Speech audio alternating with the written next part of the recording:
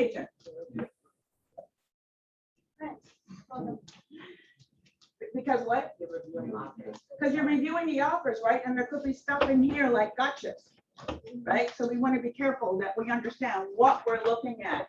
You cannot assume that because it has this on top, that it's the same contract. So, but by knowing where the important things are, you'll know what to focus on, right? Because if you see, you know, on the alphabet pages where there's, you know, nothing to fill out, well, there is now. Well, if there was, you know, like things in here, you just might assume that because they didn't write anything or fill anything in, it must be right. Well, there could still be things missing and stuff. So it's important for both sides. The listing agent, so they understand what the buyer, you know, the buyer is asking for, what you're signing for, and to prepare your seller. So you don't have to memorize it, but you should totally be able to understand it, find things. And the contract's been the same for over 10 years. Because I'll always say, go to page 11 where the blank lines are. Well, it's not on page 11 anymore. Because now there's 12 full pages, not just 11 and a half. So there's a lot of things added to it. So we're going to go through this. All right. So I go by line numbers typically. So these are the line numbers. If you're talking to me, if you text me something or email me something, please don't take a picture of it. Tell me what line number you're on. Because if you take a picture, I have to expand it. I don't know what you're talking about. I'm going to read it out of context. I don't want to read things out of context. So you tell me what line numbers you're talking about when you talk to me, right? So anytime you send something to me, I'm going to help you out. You give me the address first. You tell me list offer, and then tell me what line number we're talking about. Because I have to call you back and say, what's the address? What's this? Because I can't answer your questions. So help me to help you and just give me pertinent information, right? So the address is always most important to me. And command, make sure when you do an opportunity that you change the opportunity name to the address. I only go by address, right? How many John Smiths could be out there? I can't go by the name. It has to be by the address. Everything is done by the address. All right, so I won't even go over this first part because nothing's changed. Here's what's changed over here on line 18.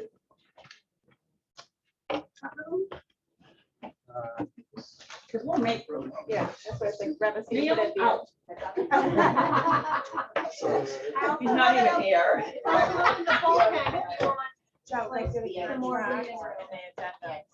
Oh, there's doesn't a bite. section out here. Yeah, this doesn't bite. Okay. So it's on the screen in here also. Yeah. All right, so on line 18, what changed on line 18? Oh, here it is. Thermostats are now included as part of the property. Doorbells are included. Television, wall mount, so you can highlight all of this. You know what I think would be better if you duplicated it, because I can use a highlighter on there. I can't highlight all this. I mean, I could, but you guys would. Mirror the screen. Yeah, be easier for me.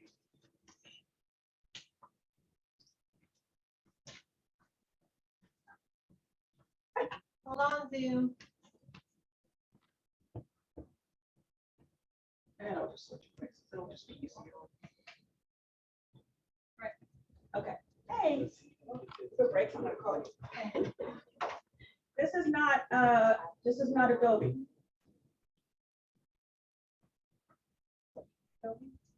Is Adobe on this machine? I don't think so. Because I can't highlight it. Maybe I could. See, there's a little tool. Well, I hit annotate, right? And then you just choose what you want here. You just pass it on. Yellow. Let's see this. No, it's not present.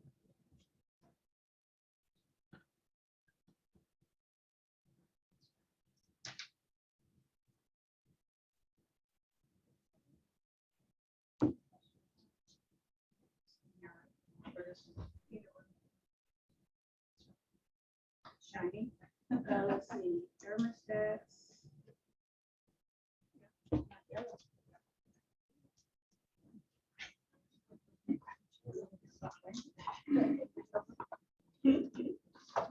Okay. All right. Here's my backup. buyer.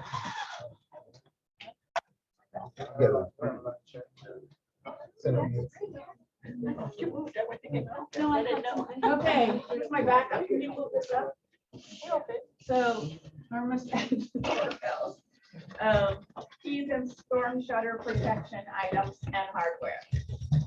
Yes, thank you. Here. So that's all the new stuff in here. What's still missing? Come on, experienced people, what's still missing? Washer and dryer is still missing. Still missing. Microwave is missing. And if there's a pool, put in whether there's pool equipment or pool cleaning stuff. So if your buyer saw it and your buyer wants it, you better remember it or write it down on here so that you don't exclude it. If your buyer goes in thinking they're getting a washer and dryer, and you did not include it in these extra lines right here, guess who's buying a washer and dryer? Buyer. Because on the listing side, by not listing that washer and dryer, I have just allowed my seller to take that washer and dryer. Yeah, but it's a gift from you. Now, everything that we do on these contracts is a learned experience because I've done it. I bought a washer and dryer. So, I'll bust it. So that's important. If it's something that's exceptional, like a high end, make sure you list it in here. Some people go as far as putting model numbers. You can do, look, if it's what the buyer wants and it's important to the buyer, you make sure it's in here. If my buyer walks in and goes, oh, look at that light fixture. Here's me on the MLS light fixture. Right? Because it's important. I don't have to like it. My buyer likes it. You gotta be careful with that. Okay, so that's all that's on here. Scroll up. The next big change. All right, so I'm gonna change places with you. So.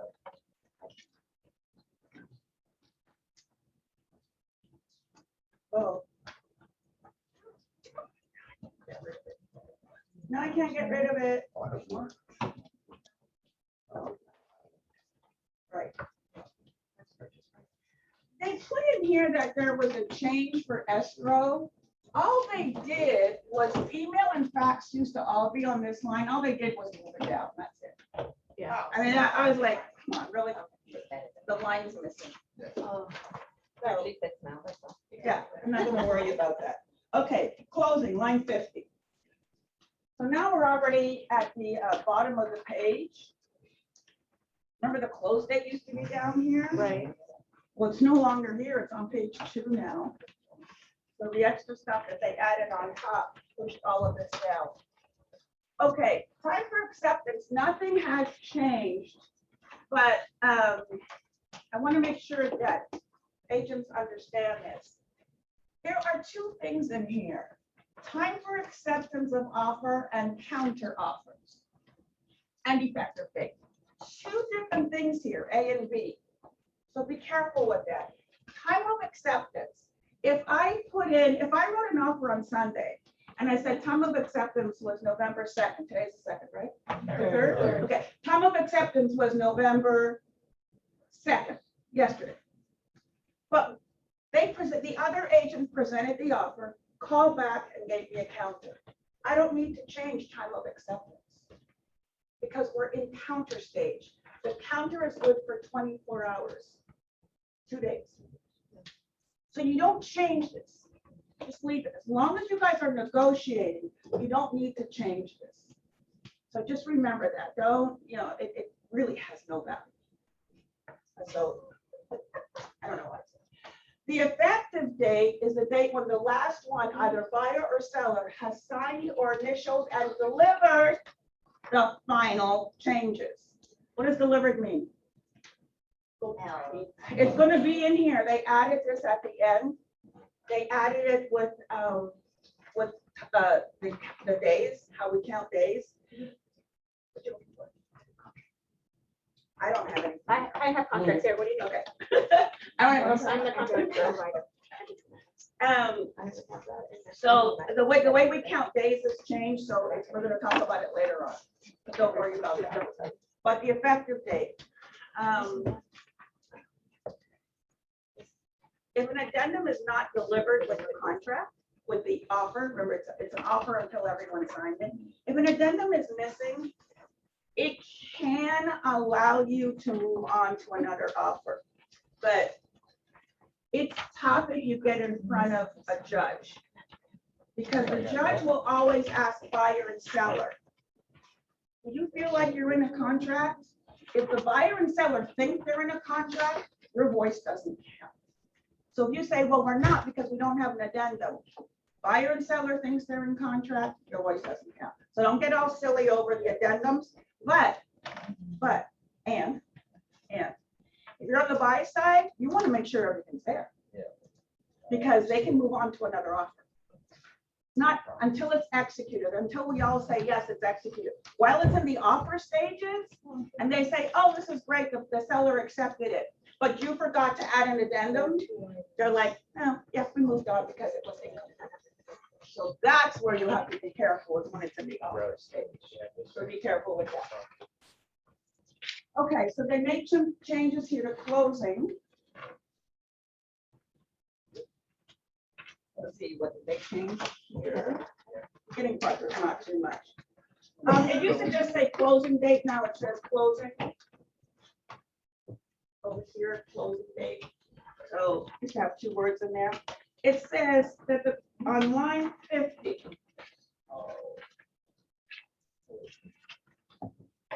Now I first page.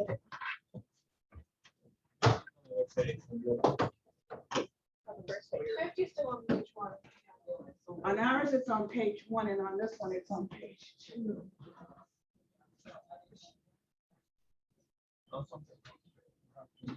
Okay, it's on page 1. Yeah. Okay, so on line 50, it says, when all funds required for closing are received by closing agent and collected. We'll highlight that.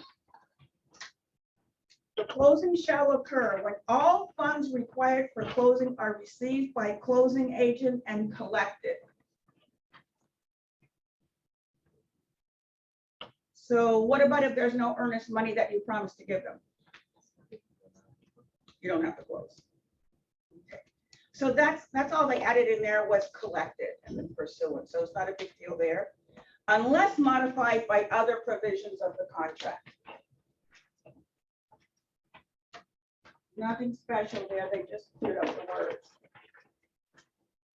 And then line 56 used to say closing funds, they added in the event. They added in the event, closing funds, and then all the rest was the same.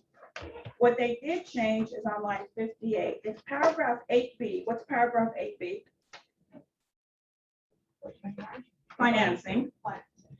If paragraph 8B is checked, loan approval has been obtained and lender's underwriting is complete.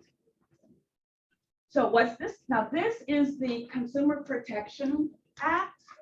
So what it's saying here, Consumer Financial Protection Bureau closing disclosure. So what it's saying here is if everything is done, right? Loan approval, underwriting is complete. The closing agents, with instructions from the lender, can delay the closing by 7 days to make sure that they can do all the paperwork and closing and get the package and everything together. You don't need an extension. This is out of the control of buyer and seller. Out of their control. Explain that again. Sorry. This is only for the title or your closing agent to be able to complete all these requirements for CFPB. That's all this is. That means underwriting is done, approval is done, the package is ready, but they need an extra 2 or 3 days for whatever reason. Only the lender and the closing agent can do that. And it's good. It used to be 10 days. Now it's good for 7 days. That's after the loan commitment? Because after everything is done. Okay. Like, I'm ready to close today. Oops, I need 3 more days for CFPB requirements. But you don't But need to that write an doesn't- extension. You don't need, it has nothing to do with us. Your closing agent is the one who determines this. Okay. That doesn't include the appraisal, right? This has not, no, that appraisal's done, has to be done already. because you wouldn't have already been through underwriting. Because I usually still write an extension, like an addendum that the extent the closing date. You're not extending the closing date. They're extending the closing date. This is not a buyer seller. So they have to write an addendum and then post. They don't have to do anything. It's Already in here, it's good for 7 days. Permitted by law. They'll just schedule the They- closing out. Okay, so they It can has do. nothing to do with us. No, it's. So this basically has nothing to do with the loan. After the loan is cleared to close. Everything's ready. There's Everything just some formalities for okay, for internal Consumer for- Financial Protection Bureau. Like there might be some things that are required because of RESPA or things like that. That's their problem. Okay. We're done. Now, you can write an extension, but it could cause more damage than good. So be careful with that. Once you overwrite something that's already in here, you're opening things up. Sometimes the lender will ask you to do one, because they did for me just recently. If they need it, Yeah. we do what they tell us. Exactly. Yeah, but we don't just come up and say buyer and seller agree to extend the close date. No. Yeah, this is all lender and closing agent, all on this. What they changed was it was 10 days, now it's 7 days. Because it shouldn't take that long. And then force majeure, they're gonna talk about later on, so this is here, that's afterwards. Is it 7 business days or 7 calendar days? Good question. It's always calendar days. Which we're gonna talk about later.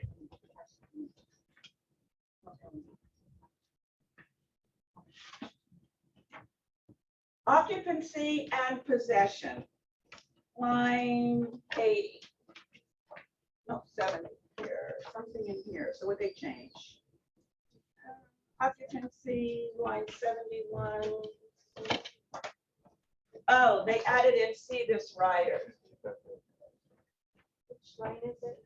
So it's 71. Okay. So occupancy and possession, let's see why they did this. There was a reason for this.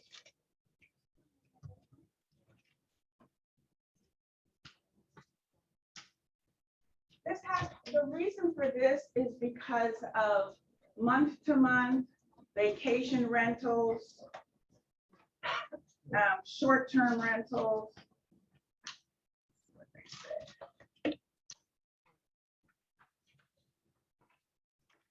A buyer wants to preoccupy a property, the parties are directed to use rider T.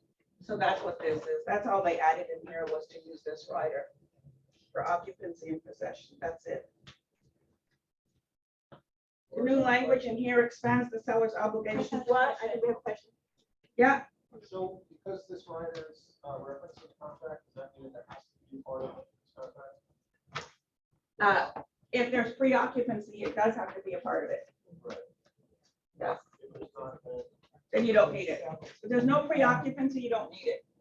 They just added it in because it wasn't clarified and there was nothing checked on here. So I have a question. So after marking that, if there's a post occupancy on B there, Yeah. is there another, so if there is a rider for a post occupancy, It's coming up in. in addition, oh, This is pre-occupancy. check if the This is property is pre-occupancy. after closing. This is pre-occupancy by the If buyer. you go to the next one, you'll see it. says Oh, post This- we're not in this one By yet. the buyer, so they Yeah. occupy the property before closing. Yes. Now. Yep. Okay. I want that. The next one is after closing. Thank you. So the next one, so the first one is the buyer moving in early. And then the other one is if the seller wants to stay, so post occupancy. Which, of course, if you've ever spoken to me, I don't like either one. Thank you. I can tell you, oh my God, right? If the person moves in early and they don't close, you gotta get them out. And there's a whole bunch of liabilities affiliated with it, right? But if you have a tenant in there and they don't move out, then you have to evict them. So Tony's going through that. Oh, wow. Okay, so here is post occupancy that's in here, and they added in here pursuant to standard D, except they put in here the estoppel letter, which wasn't there before. So now it's saying the estoppel letter shall not be required on seasonal or short-term rentals. And you're supposed to understand that an estoppel letter is required for any other type of a rental. So there's two estoppels, there's a tenant estoppel and landlord estoppel. And that's something that your closing agent does. You need to ask for it. Not every closing agent does it. So you have to ask for it to be sure. They say, oh, we do it all the time. Good, at least you asked for it. So why do I need a tenant estoppel? Show how much the security deposit and rent needs to be transferred to the owner. Right, but there's two sides to every story, right? Give the tenant notice. Okay. But there's two sides to every story. The landlord might say one thing and the tenant says something else. That's why we need the tenant and landlord, two different estoppels. The landlord's like, oh, he didn't give me anything. I don't owe him anything, nothing. When he moves, he's done. Tenant's like, I gave him 3 months in advance and security and blah, blah, blah, and a pet deposit. And the landlord's like, oh, yeah, I forgot. What if the tenant is buying the house? You still need. So if the tenant is buying the house and he did give the landlord, so first is gone, last in security, I would still definitely want an estoppel. Absolutely, I want my money back. I would put it right in the contract, part of the contract, I learned something. yeah. Because the whole purpose of the HUD is accountability of all the funds, so I want those funds in there. Yeah, you said you learned something new? or- Yeah, because I have one that's closing for the buyer is tenant, but we didn't do a stop work yet. Yeah. Yeah. We're doing one today. Landlord doesn't estoppel, but it's like, we're doing today, I know. Right now. Yeah. So make sure. And then use post-closing by occupancy. This is new. If the, I'm sorry, where is it? Yeah, that was new. So the vacation rentals is a new addendum that we're going to be covering today. So that's why they put that in there. Assignability. Not only is it new, but it's all caps. If you leave it out, the buyer may not assign. If no box is Oh, yeah. checked, the buyer may not assign. So this is important to the buyer. If they plan on assigning it, give me an example why they would want to assign a contract. Investors. Investors, Yeah, investors, sure, yeah. So I might be buying it cash now, but I want to switch it to my LLC afterwards. Or I'm getting a loan now in my name and I want to switch it afterwards. It doesn't change the loan, but I want to assign it. Right, okay. So cool. Financing, a lot of changes in here. A lot, just highlight the whole thing. No, it's a lot. It's a lot. Okay. This changed. I don't remember what it was before, but it now says this is a cash transaction with no financing contingency. It used to have a whole paragraph in here. Now it just says cash, that's it. They say buyer will pay you cash. Yeah, there's a whole paragraph. Can't even, I mean, it was like this long. Now it just, this is cash, no financing contingency. That's it. Be careful with your cash buyers. You have a 1031 exchange? You have to ask more questions. Not just, oh yes, 1031 exchange. You need to ask a whole lot more questions.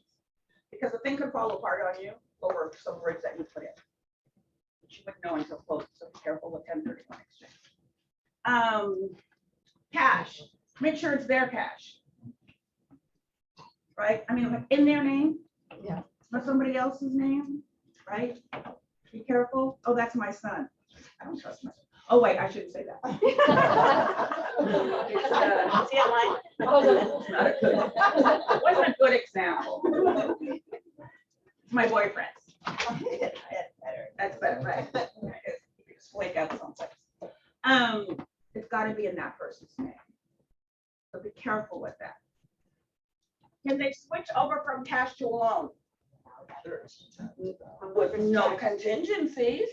You can move to a loan all you want, but no contingencies. Right? So be careful. Because your earnest money's at risk. So be careful. Okay, so here's where they changed everything.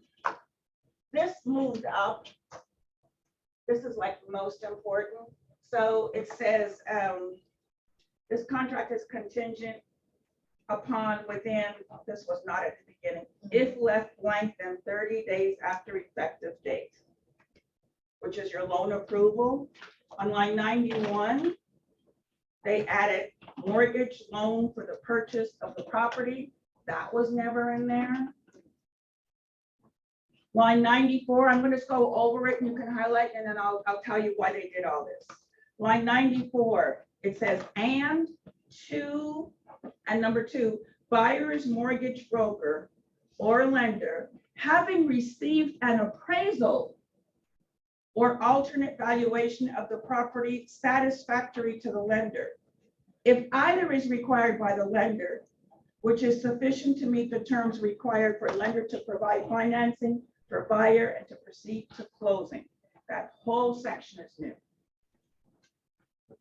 So now the approval needs two things done. You need the approval and a satisfactory appraisal, not just the approval.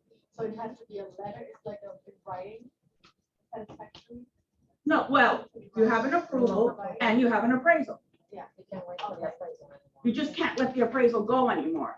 Both things have to be considered for you to move on. The appraisal can't come in a week later. So nothing is final or nothing is approved until both things are complete. Before we were doing the commitment, the conditional commitment, and then we're waiting for the appraisal.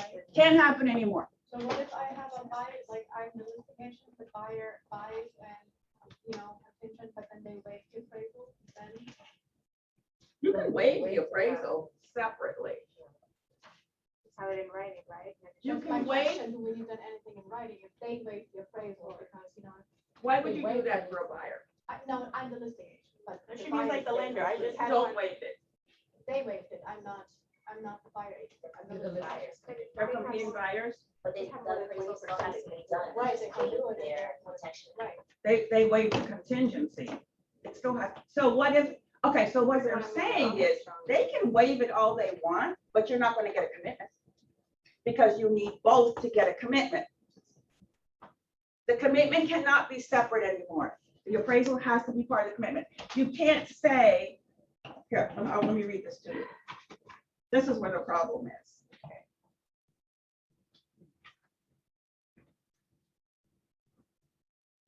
Okay. All right, here's the change. The change says that 2 tasks to be completed within approval period. The first task is the commitment, the loan approval. And the second task is the receipt of an appraisal or alternative valuation satisfactory to the buyer's lender. but, Now, right, you can't waive something that the lender needs now. Because it's needed, the lender has to have it. You can't waive it anymore. but if their down payment was so much, then the lender can say, well, Oh, it's the lender's approval. The lender still has to That's an provide you a alternate, yeah. commitment saying that it is okay. correct, So if the lender says the approval is okay, appraisal, don't worry about it it. doesn't matter because you have so much. But down payment, we right? can't waive it. Okay, lender so has just to get it say- from the lender. Yeah, the lender has to say, I'll give him I'm the okay with commitment. that. The commitment has to include the appraisal. It's not a separate thing anymore. That's what's different. Because people were going through with the commitment and then the appraisal comes in at the last minute, like, I don't want to do it. Because it didn't appraise. Doesn't matter. Because you can't get the commitment anymore without the appraisal. And if you have a conditional commitment, the appraisal is not considered a material fact anymore. It's just part of the commitment. It's not separate. And lenders are aware of all those changes as Yeah, well. they're not happy with us. Oh, So I actually had some, I was talking to Leah yesterday because I had to do the same thing. And I did this class in San Jose. Mhm. And they said to basically order appraisal now the day you go on the contract. Right away. Because pay if for you're it waiting right for away. inspection, by the time inspection negotiations, you're not gonna. And that's what I had to do yesterday. Yeah, was order an appraisal and pay for it. So you have to inform the Hold on. buyer. Hold up. The approval period must be done 5 days before closing, right? Yeah. So make sure that you have enough time in there because you're losing your buyer's deposit and it's your fault. So I'm not even gonna be kind about this. If your commitment date, if that 30 days as a day of closing, you've lost their money. So be careful with those dates, because they're not gonna get approved and then we're in trouble. Because we can't close. If we can't close it, the buyer's in default, right? If you can't close, the buyer's in default. Because the problem is, like, if even us, I mean, if we can't order the approval, I mean, the lender does, but I cannot, I mean, I can tell them to order the approval now, but if they. The appraisal. Sorry, the appraisal, but if they, you know, But it's in your best interest to say something, sure, right? right. And you have to I make don't have sure you control tell your over it. buyer also. that Okay. when you move the money from Let me the finish appraisal, this. keep the Let me inspection. finish this. Again, both tasks are to be achieved within the loan approval period. This change was made to expedite the lender's receipt of the appraisal report so that any possible problems related to an insufficient appraisal could be resolved before closing. It's a significant change is what it says. No previous version of this contract included any kind of a deadline. And remember this, when you fill in the blank, that establishes a duration of loan approval period. So be very conscious of that approval and closing.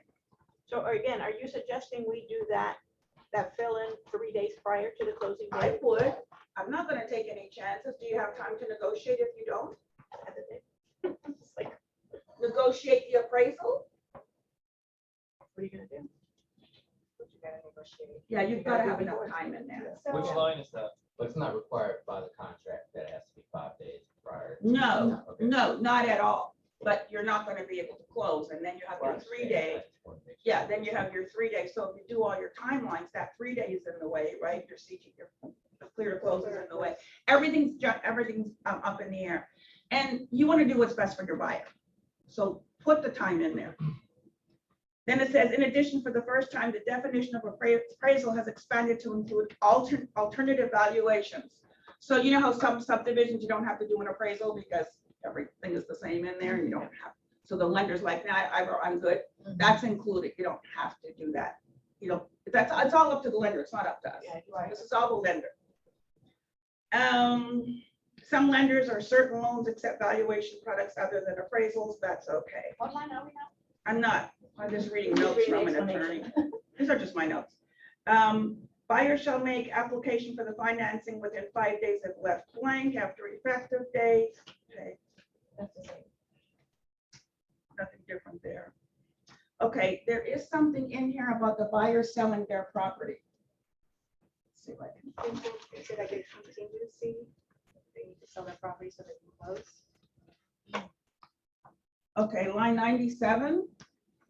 Buyer shall make application within 5 days after effective date and use good faith, this is all new, and diligent effort to obtain loan approval of a loan meeting the financing and appraisal terms, this is all new.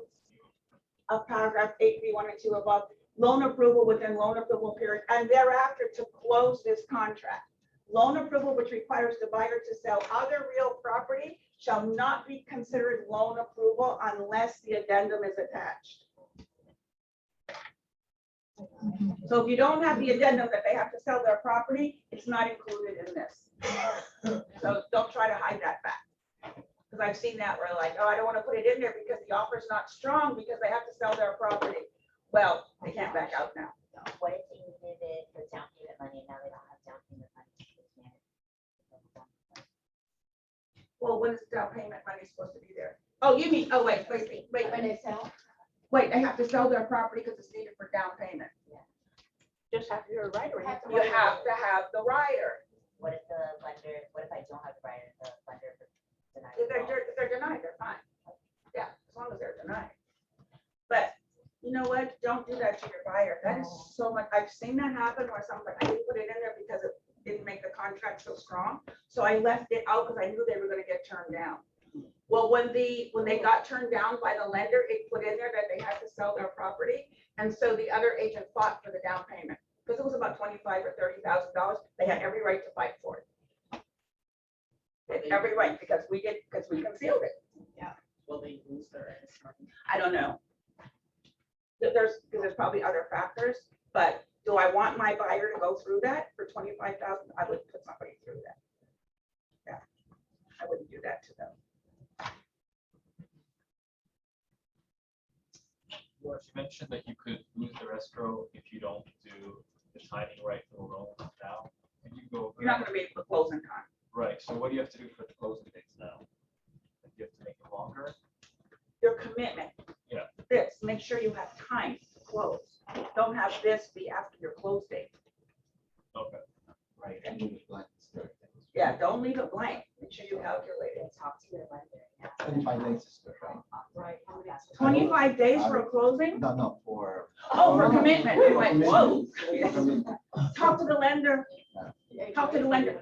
Your lender knows, okay, so the buyers, whoever their loan officer is, knows more about their situation than we do, right? So you have to talk to them. Because when I write an offer and I talk to the lender, I'm like, how good are they? You know, if you work with them before, how good are they? If my loan officer comes back and says, oh my God, they're gold, I just need an address, I'm happy. But if they come back and say, I need verification of employment, I need their tax return for the past 2 years. When they start rattling stuff off to me, I'm like, I need 45 days. Oh, Because when they're rattling off all the stuff they don't have, then I gotta add in an extra 2 weeks. Because there's a problem, right? Okay.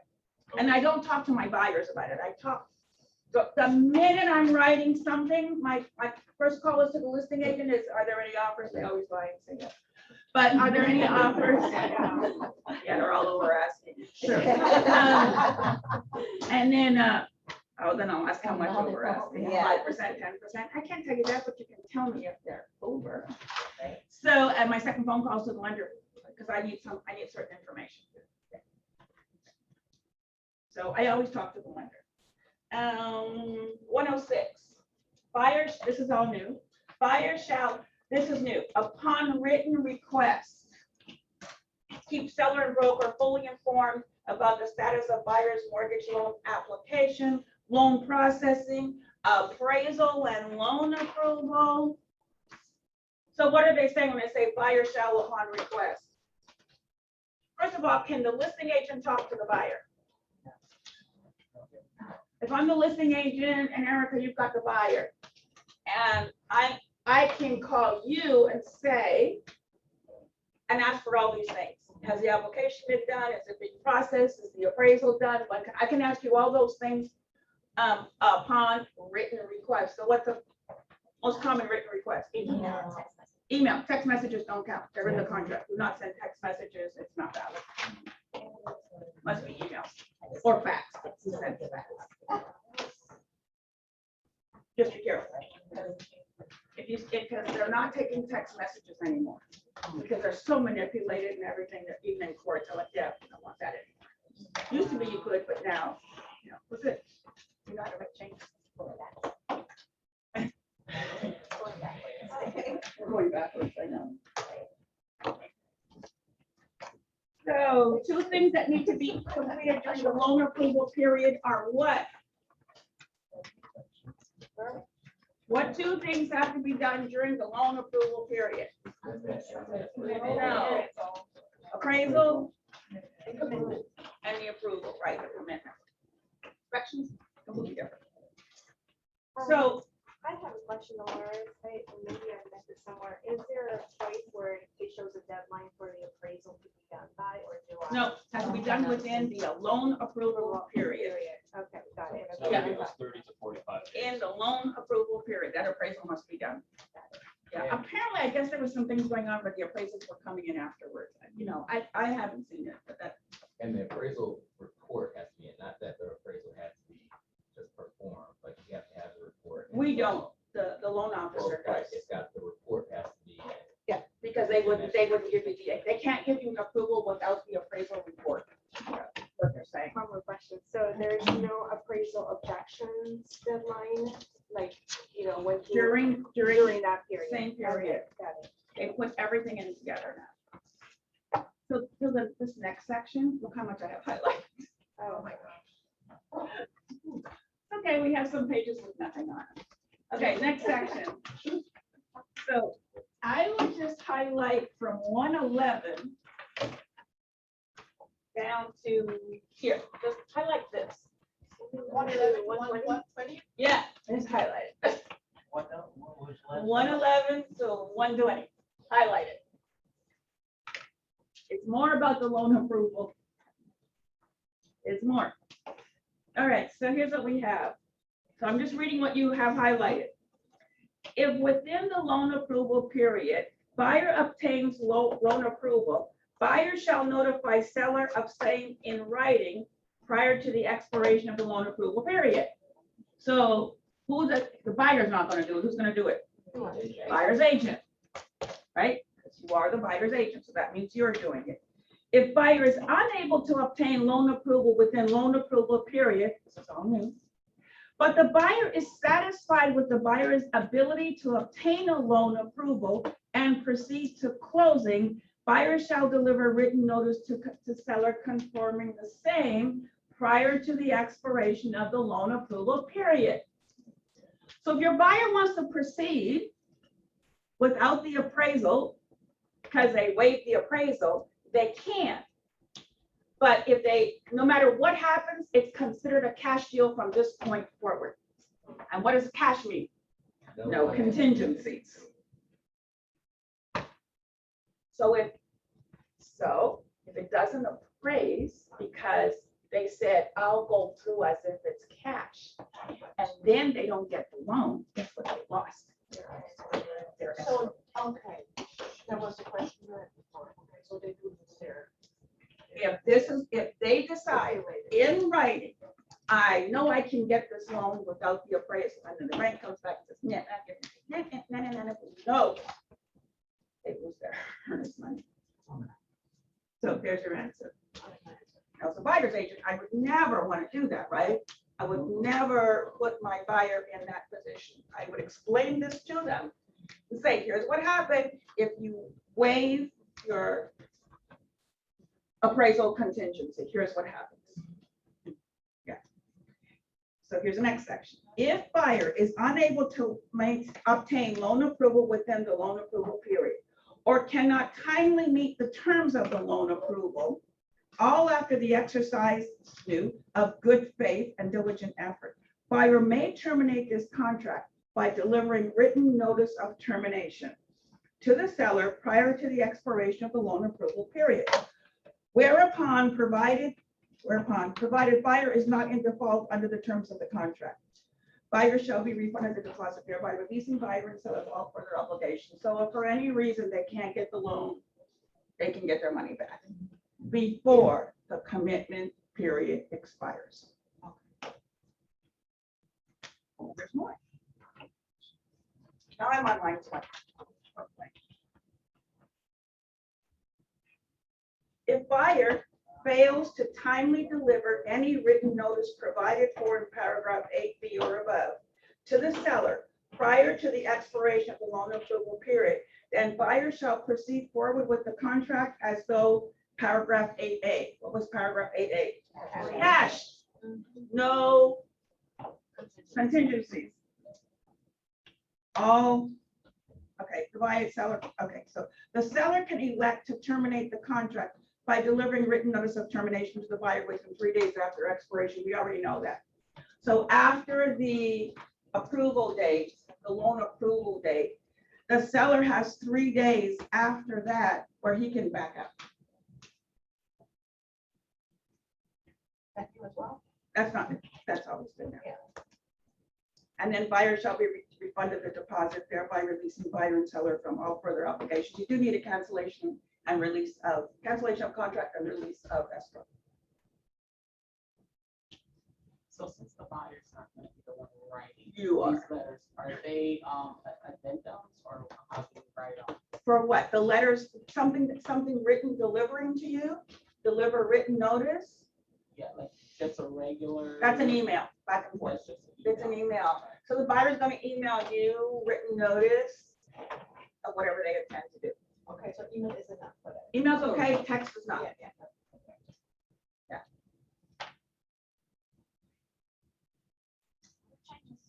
129 on down here. If buyer has timely provided either written notice, he's provided written notice, and buyer thereafter fails to close this contract, so we're cash now, right? Because we're like, yeah, I can do this without an appraisal. Then the deposit shall be paid to the seller unless failure to close is due to seller's default. So they would lose their earnest money. I want to add in here something about the seller. So if I have a $50,000 earnest money in escrow, 50,000, the listing agent, depending on their listing agreement, determines who gets the $50,000, right? Not us, because our buyer's out of the picture. So I have $50,000, a listing agent on his listing agreement says that he can get half of the earnest money not to exceed what he would have earned in commission. And so do you. So does the buyer's agent. Dolores, I'm noticing that in brokers' remarks lately, there is a lot of people who are putting on there. The buyer's agent will not get any type of commission unless the property closes. They can put that in there. So The will that MLS is the override that? agreement between you and the two agents, yeah. So it's listing agreement between seller and listing agent. MLS is between two agents, and then the contract is buyer and seller. So at that So point, they they can put it say, in we're not there? gonna pay you because That's the that's what we agreement. had, yeah. But Yeah. only if it's in the MLS, not in any contract. That is the contract. The MLS is your contract for With commission. an agent, yeah. So that is their notice to you. I've seen that a lot. I love it. Yeah. In that case, if it's the brand, the seller will keep it if she put it, she or he put it. Well, but the seller has to. Wait, say it out loud because I have Zoomies out there listening. Oh, no, just go by the way, try to understand what you just said. The 50,000 you spoke about, Yeah, if the seller, yeah, if the contract falls through, and you said the seller determines. and the seller's not in default. Yeah, and the selling agent determines who gets it. The listing agreement The- determines who gets it. I mean, the listing agreements. So If you have the standard bar listing agreement, it says that you can get half, 50%, like, if you leave it blank, it says 50%. So 25,000 would go to the other agents, not to exceed the amount of commission they would have received. But if that agent put in the MLS that you will be compensated, you get nothing. Well, then you're not, then it all goes to So them. you would have to negotiate that prior to. Yeah. You can negotiate MLS. But it, Absolutely can negotiate that. Anything in the MLS, you can negotiate.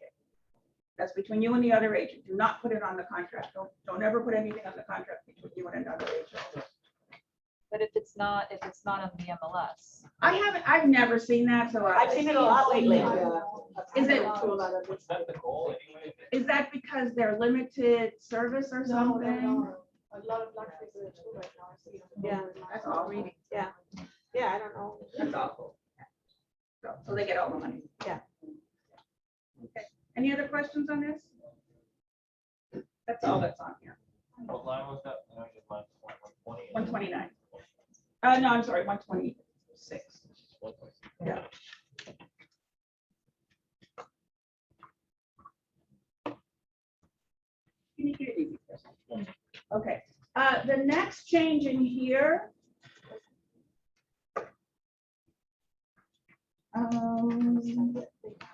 Closing costs, what page are we on? Page 3. Top. Okay, section 9, they added this, they added line 141. So, fees that could, that the seller may be responsible for, they added charges for FERPA withholding and reporting. Remember, that's only for the seller. Yeah. The seller would have to be a foreigner. And a foreigner meaning, Out of state. no, Anybody who doesn't have it. no. They don't have a social security or EIN number. I don't care where they're from. If they don't have an EIN number or a social security number, then FERPA applies. Now, whose job is to check that? Title company. But do you want to inform your buyers and sellers? Of course. There is no addendum for FERPA. So as listing agents, if someone sends you an addendum for FERPA, it has nothing to do with the bar contract, you cannot accept it. There is no addendum to the as-is contract for FERPA, because it's already in here. So if someone sends it to you, what do you say? Just say, hey, I really don't need it, have them initial the section. Yeah, that's what it is. There's a section for FERPA, just have, it's, the whole thing verbatim was cut and pasted to the contract. Just have them initial that section. You don't need a separate piece of paper. There is no separate piece of paper. It's a crisp thing and it has nothing to do with it. Okay, So that's in here. What else did they, oh, that's it. So you guys, where do you put your transaction fees? Right there, another. So I would prefer if you guys put your transaction fees in here.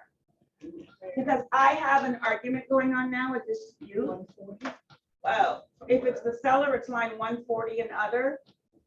And if it's the buyer, it's 154. I have a dispute saying you did not tell me that was part of the closing on the closing statement. And the agent said, well, it's on page 11. It says, right, she goes, no, it says right here, cost to be paid by the buyer. Didn't put it in there, I'm not paying it. And they're kind of right. But if it's Wait, in their wait, wait, buyer they're kinda brokerage right. agreement, if- Huh? If it's in their buyer brokerage agreement, it doesn't matter. No, you should have it on here. And if it's in the leasing Because, agreement for the because seller, you're, okay, so who gets this contract? Who are the parties that get a copy of this contract? Buyer and Seller seller. is their- Buyer, seller, who else? Lender. Lender, Title. closing agent? They're not gonna see your buyer brokerage agreement. Okay. They don't see your listing agreement. I always put it That's in why there. it's gotta be on here, Okay. right? They don't see it. Even concierge, you're like, don't get my transaction. Well, you didn't put it on here. Yeah, they won't tell her. How do we know you even told the other person? And then we're the bad guy, right? So yeah, put it on here. Hold on a second. There are some regulations like VA transaction fees, who can't pay a VA, there's some loans, REOs, and they say, no, it's no. I mean, I'm not arguing with, Bank of America, that's. My broker said, I don't care. It is the lender that determines whether or not. But your buyer and seller you should charge. I mean, put it in, maybe nobody will see it. They'll see it at closing, I'm just joking. Was there another line you could put the transaction fee on? This is where I want you to put it. Just there.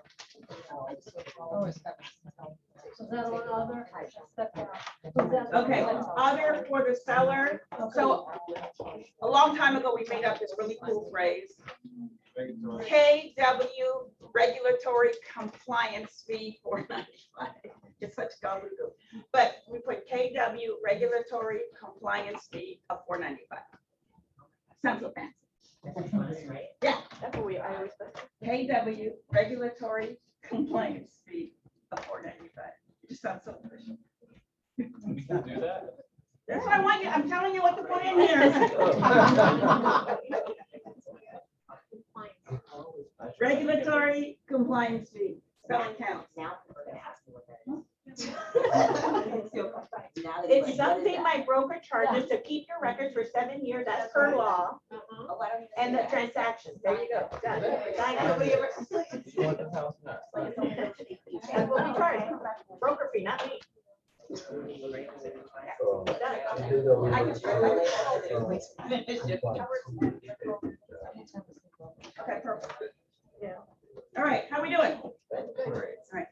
Why would you say the transaction? That's what I used to say. I asked you to put a fancy word there. Because nobody will. They're like, oh. It sounds official. So I'm trying to help you here. If that's what it's that. It's a regulatory compliance fee. Yeah, right, that's. Regulatory means it's a regular fee that we charge regular. Oh, come on. Regular Ori. Regular Ori. God, you guys are rough. All right. Let's move on. We got some good stuff in here. Yeah. Where am I? It's not set. It's fine.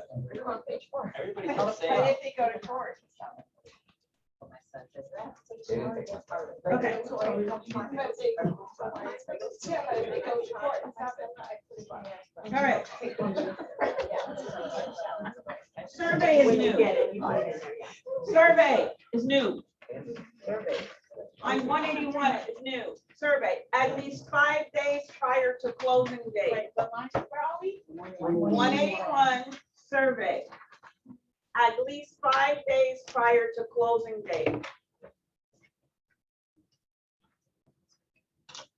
Is that only if It the was a buyer huge wants it? delay. Okay, when do I need a survey? So I'm buying something in Century Village. Do I need a survey? No, Why not? It's already, Because it's- they've got one. they've done it. There's no land. I mean. There's no land. It's a condo. There's no land. I don't need a survey if there's no land. The purpose of the surveys, your boundaries, encroachments. That's who needs that kind of stuff. House. Title, your title insurance. You're gonna start sitting in the back. So encroachments, right? So because you have to have time to cure it. Otherwise, it's part of your, was it Alte? Is it Alte? Okay, it's part of the Alte because in there, now do you review your Altes with your buyers? Please say what's an Alte, because it would just make my life so much easier. What's an alt? Right? No, I'm not. Okay, no. So here we go. Title person. Help us with an Alte. What do you want to know? What's in an Alte? What should the What do you agent be think? looking for? I'm so confused. What do you want me to say? So, All the okay, things, I all the want, costs. when typically we get this from our closing agent, they tell us, about the title insurance, and then they tell us what's included, what's out of, what's encroachment. They tell us everything about that property and the land and everything that's on it, because they have to ensure that to make sure someone else doesn't come and take claim on it. Because they're providing you insurance that nobody else has access or owns a part of your property. So if my neighbor has a fence that comes over, let's say, I'll say this is 5 feet, it's not, but let's say it comes over. So the title insurance says, this is already here, right? So they can't come here afterwards because you can't come to me afterwards and say, this belongs to me, or it's not covered under your insurance. So the title insurance wants to make sure you're the only one who has claim to that property and to the land. So the survey helps them with that. Because it's going to disclose everything that they found out on the survey. But it's not needed. Isn't the lender requires? Do you have to get, what's not needed for cash offers? Survey. Is a survey needed for cash offers? Yeah. Do you care? I know, but if Wait. the buyer says he doesn't want it. Why would he? Why would he say that? He needs it. He needs to know what. are the- He doesn't have to get title insurance either if it's cash. When he got that. Yeah, but he doesn't have to. So why would you encourage him not to do? No. I- Okay, well then the But it's not survey, my choice. yeah, they don't need the survey now, but they'll probably want to get it later. Correct. So they don't All I'm saying need is, it. I'm not telling them, but I had it with cash offer, with cash buyers. You- I tell them I would always strongly Exactly. encourage you to get a survey. But no, they Because also not don't at need, this point. yeah, they don't need, exactly, they don't need it at that point, because it doesn't matter to them. But the lender wants to be sure that their parcel is covered, right? So that's different. The lender always wants everything. So be careful. Cash buyers don't have to get title insurance. They don't have either. necessarily. Right? Mm-mm. When we were doing foreclosures, I mean, when during the recession, I was doing condos for like 20,000, 25,000 in Boynton Beach. That were condo conversions. They used to go for 200,000 and the price dropped to 25,000. I had a family that was buying 2 or 3 a week on their American Express card. And they would be, no joke, Wow. no joke. Yeah, why not? Wow. Those are the ones that are selling it for 200. Absolutely. So they would never get title insurance. They're like, we fixed, flip, we're done. I don't need title insurance, let somebody else pay for it. Yeah. So you don't need it and you don't need the survey for cash. There's no requirement. But should you offer appraisal, survey, and Of course. okay, so this is just saying they need more time because we were throwing these things in at the last minute. It's not us, right? Because we sometimes don't tell our buyers that they need to have it done.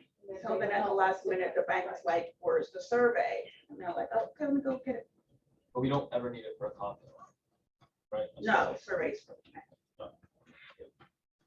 Special assessments, B, wait a minute, where am I? Line 196. This is all new. So you can highlight this whole section. It's new. 190, buyer shall pay. Oh, there's a star. Oh, I didn't even notice these stars. Yeah, the stars are. Oh my God, look at this. Stars are new. No. That's not new. No. No, it's not new. I just noticed them, but they're not.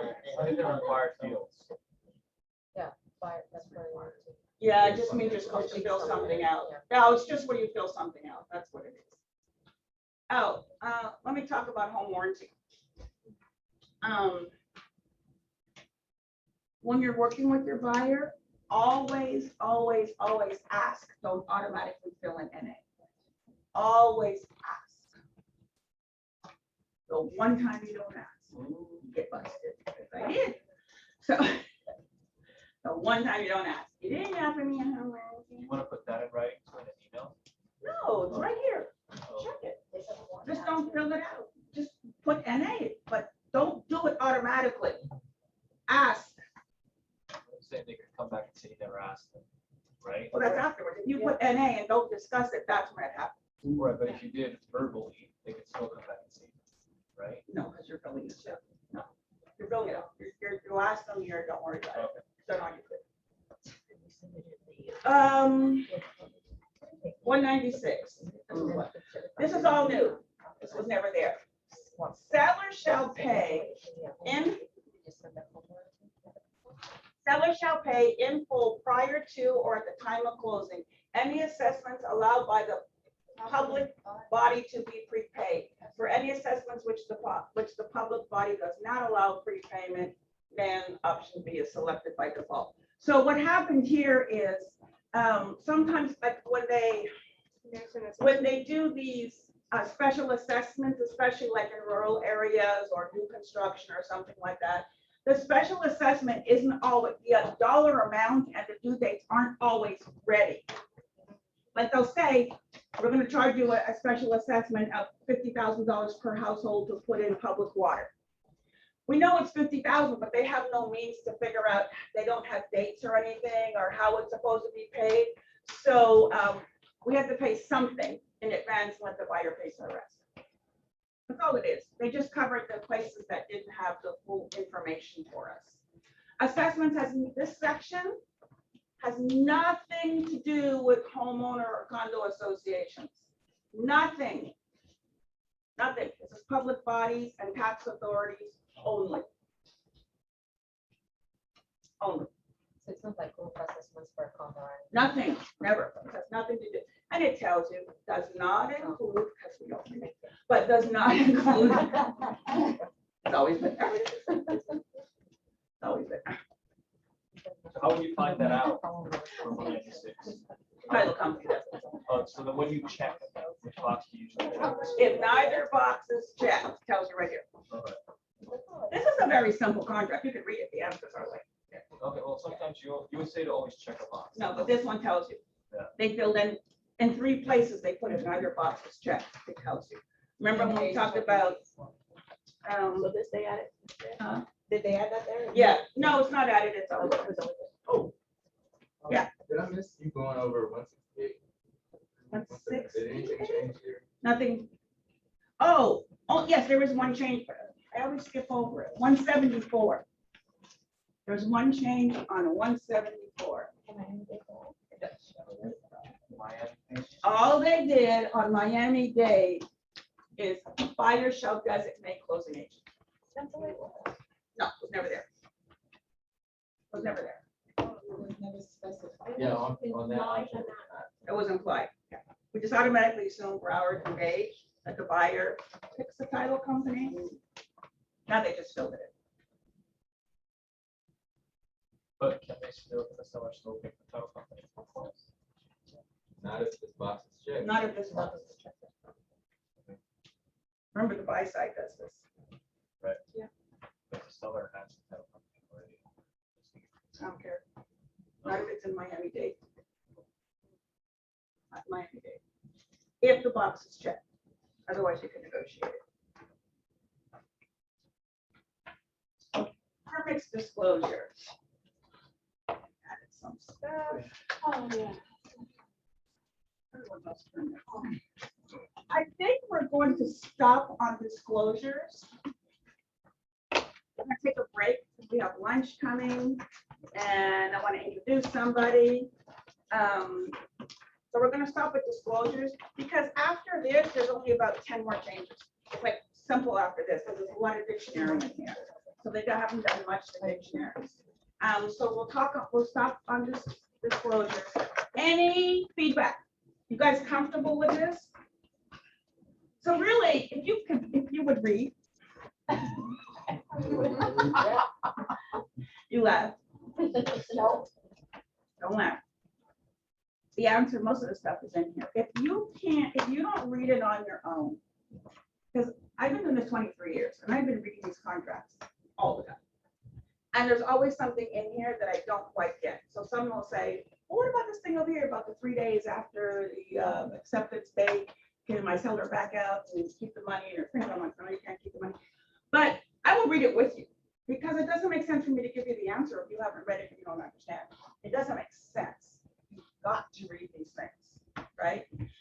The more you know about it, the better an agent you are. And everybody has to read contracts, buy side, sell side, everybody has to read it. A question. Yeah, Congress. How would you answer a buyer asking you, suppose on like line 202, pursuant to standard K? And on the previous page, it's pursuant to standard S. So if a buyer asks you, where do I look up these standards and tell me about them, what would you? They're right in here. Where would you point to? They're right in here. So which one are you looking at? Oh, Like it's in the standard back. K, say line 202. 202. So And on the previous page, it's standard S as well, so I don't know where to point the buyers to. That's the last page. Number 18, they have the standards. yeah, the standards are already. On each- Page So they nine. start on 359. All right, I didn't even look at Yeah, it starts on there, and then and that's the dictionary it. pages, Yeah. and then everything on here, like prorations is K, so everything is on here. Yeah. And they used to have, and the reason why they did this is these used to all be addendums. FinCEN used to be an addendum. You know, so these all used to be addendums, so now they put everything in here, so we don't have to have separate addendums. So another question, since they're adding some, if neither box is checked. Yeah. The defaults. Defaults. So, I mean, you have to check a box then? You should. You should. I So know. here's, yeah, so it does, there's 3 places where they added an either box, like it's, Right. was it not assumable, can you, assignable? It says if neither box is checked, it can't be assigned. Well, if you didn't discuss it with your buyer, then it's like, you're not a good agent, because your buyer's gonna say, you didn't ask me. You, I want to assign. right? And so let's say they do want to assign it, because it's gonna go to a trust or something. You didn't ask me. So are you fighting an uphill battle all the way to closing now? Yeah, because you just set that standard for, because they want to trust you, right? But the minute something like that happens where you didn't ask, or you just let the system figure out, then you've lost that trust with your buyers. And you know what, from that point on, you've lost control, right? So that's why it's so important to read it. Never leave blank spots. Put a 0, put an NA, put something in there, but it must be discussed with your buyer first. Don't just start filling out, we always put NA, or we always do this. No. Because your buyer's is gonna call you out on it. You know you're supposed to go over this with the buyer? Yeah, so no. Do you sign it? So you guys laugh at me with paper contracts. So let me ask you, and by a show of hands, how many of you go meet a buyer and you have one of these with you?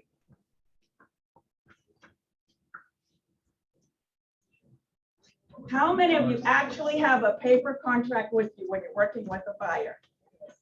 I'll tell you why you do that. Well, if they have a house to sell, I'm gonna list the house, and then we're gonna end to review the contract with them if we're ready to do that, and if they have a house that they wanna buy, and we're gonna write the offer right there and then. Yeah, so how does this sound, Devin? We're looking at a property, you're the buyer.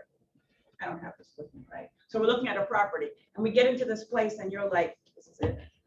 What's the look when this is it? It's like, there's a look, right? And I say, hold on, let me get out my laptop and fill out this form for you. Or do I say, let's do this together. Let's see how it looks on paper. Guess what I'm doing on paper? I will tell you, like, because I do the compliance, the top agents, the luxury agents, they're all handwritten. I love it. I love it because it's like, they don't waste time. They're like, oh, let's see this on something. Not, let me go on a screen and do some magic and send it to no. Travel with papers. You scan it in and put it in command. You have to do anything. They'll change their mind. Don't ever let somebody go home without getting them to sign something. Sign anything. But there is some kind of a commitment when somebody initials and signs something. It's a different commitment. Right? It's an emotional commitment. It's like, oh yeah, it's, it works. Trust me, it works. Travel with paper. Travel with paper. The best agents do it. They're ready. Hey, if everything breaks down and my phone doesn't work and there's no Wi-Fi, I'm writing an offer. You guys have to go home and wait and call me and say, hey, Dolores, the network's down. That's okay. I'll write the offer. And command is already updated, it's already. Everything's in there. Yeah. All right, so we have an announcement. Quick question for you, Dolores. Quick question. You talk about the paper. The client that I have, every time a contract comes in, I like to go over there and sit with him. I was told that's a waste of time. No. Just email and have him sign it, but I like to sit with him. Sit with them. This is a major purchase. How many of you buy cars online? Okay, this is a good one. How many people buy a car online and have it shipped to your front door? 2 people. Look at that. How many of you want to go to the dealership and haggle and drive it and pick up? Yeah. Touch and feel. Yeah. Yeah, I'm serious. There's a lot of things I'll do online, but buying a house, because you don't sell the house off of the MLS, you still take them to go see it, right? Well, why do you do that? You could do it online.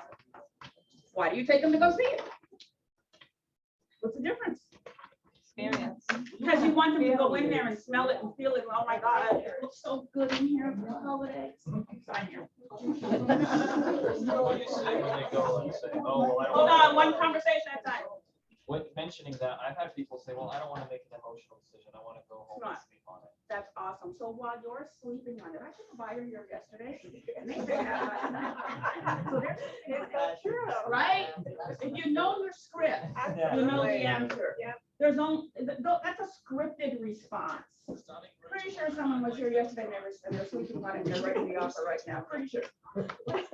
And I'm okay. You want to learn less? I have no problem. It's so true.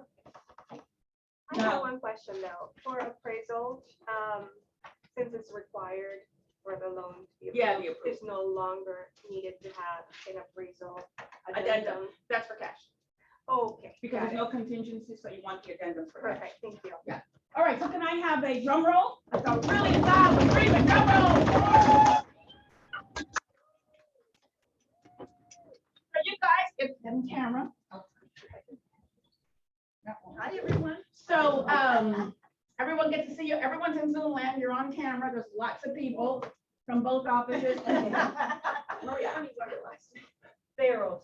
Oh, easy. So Maria is our new move home loan officer. She's going to live right here in the office all the time between the two offices.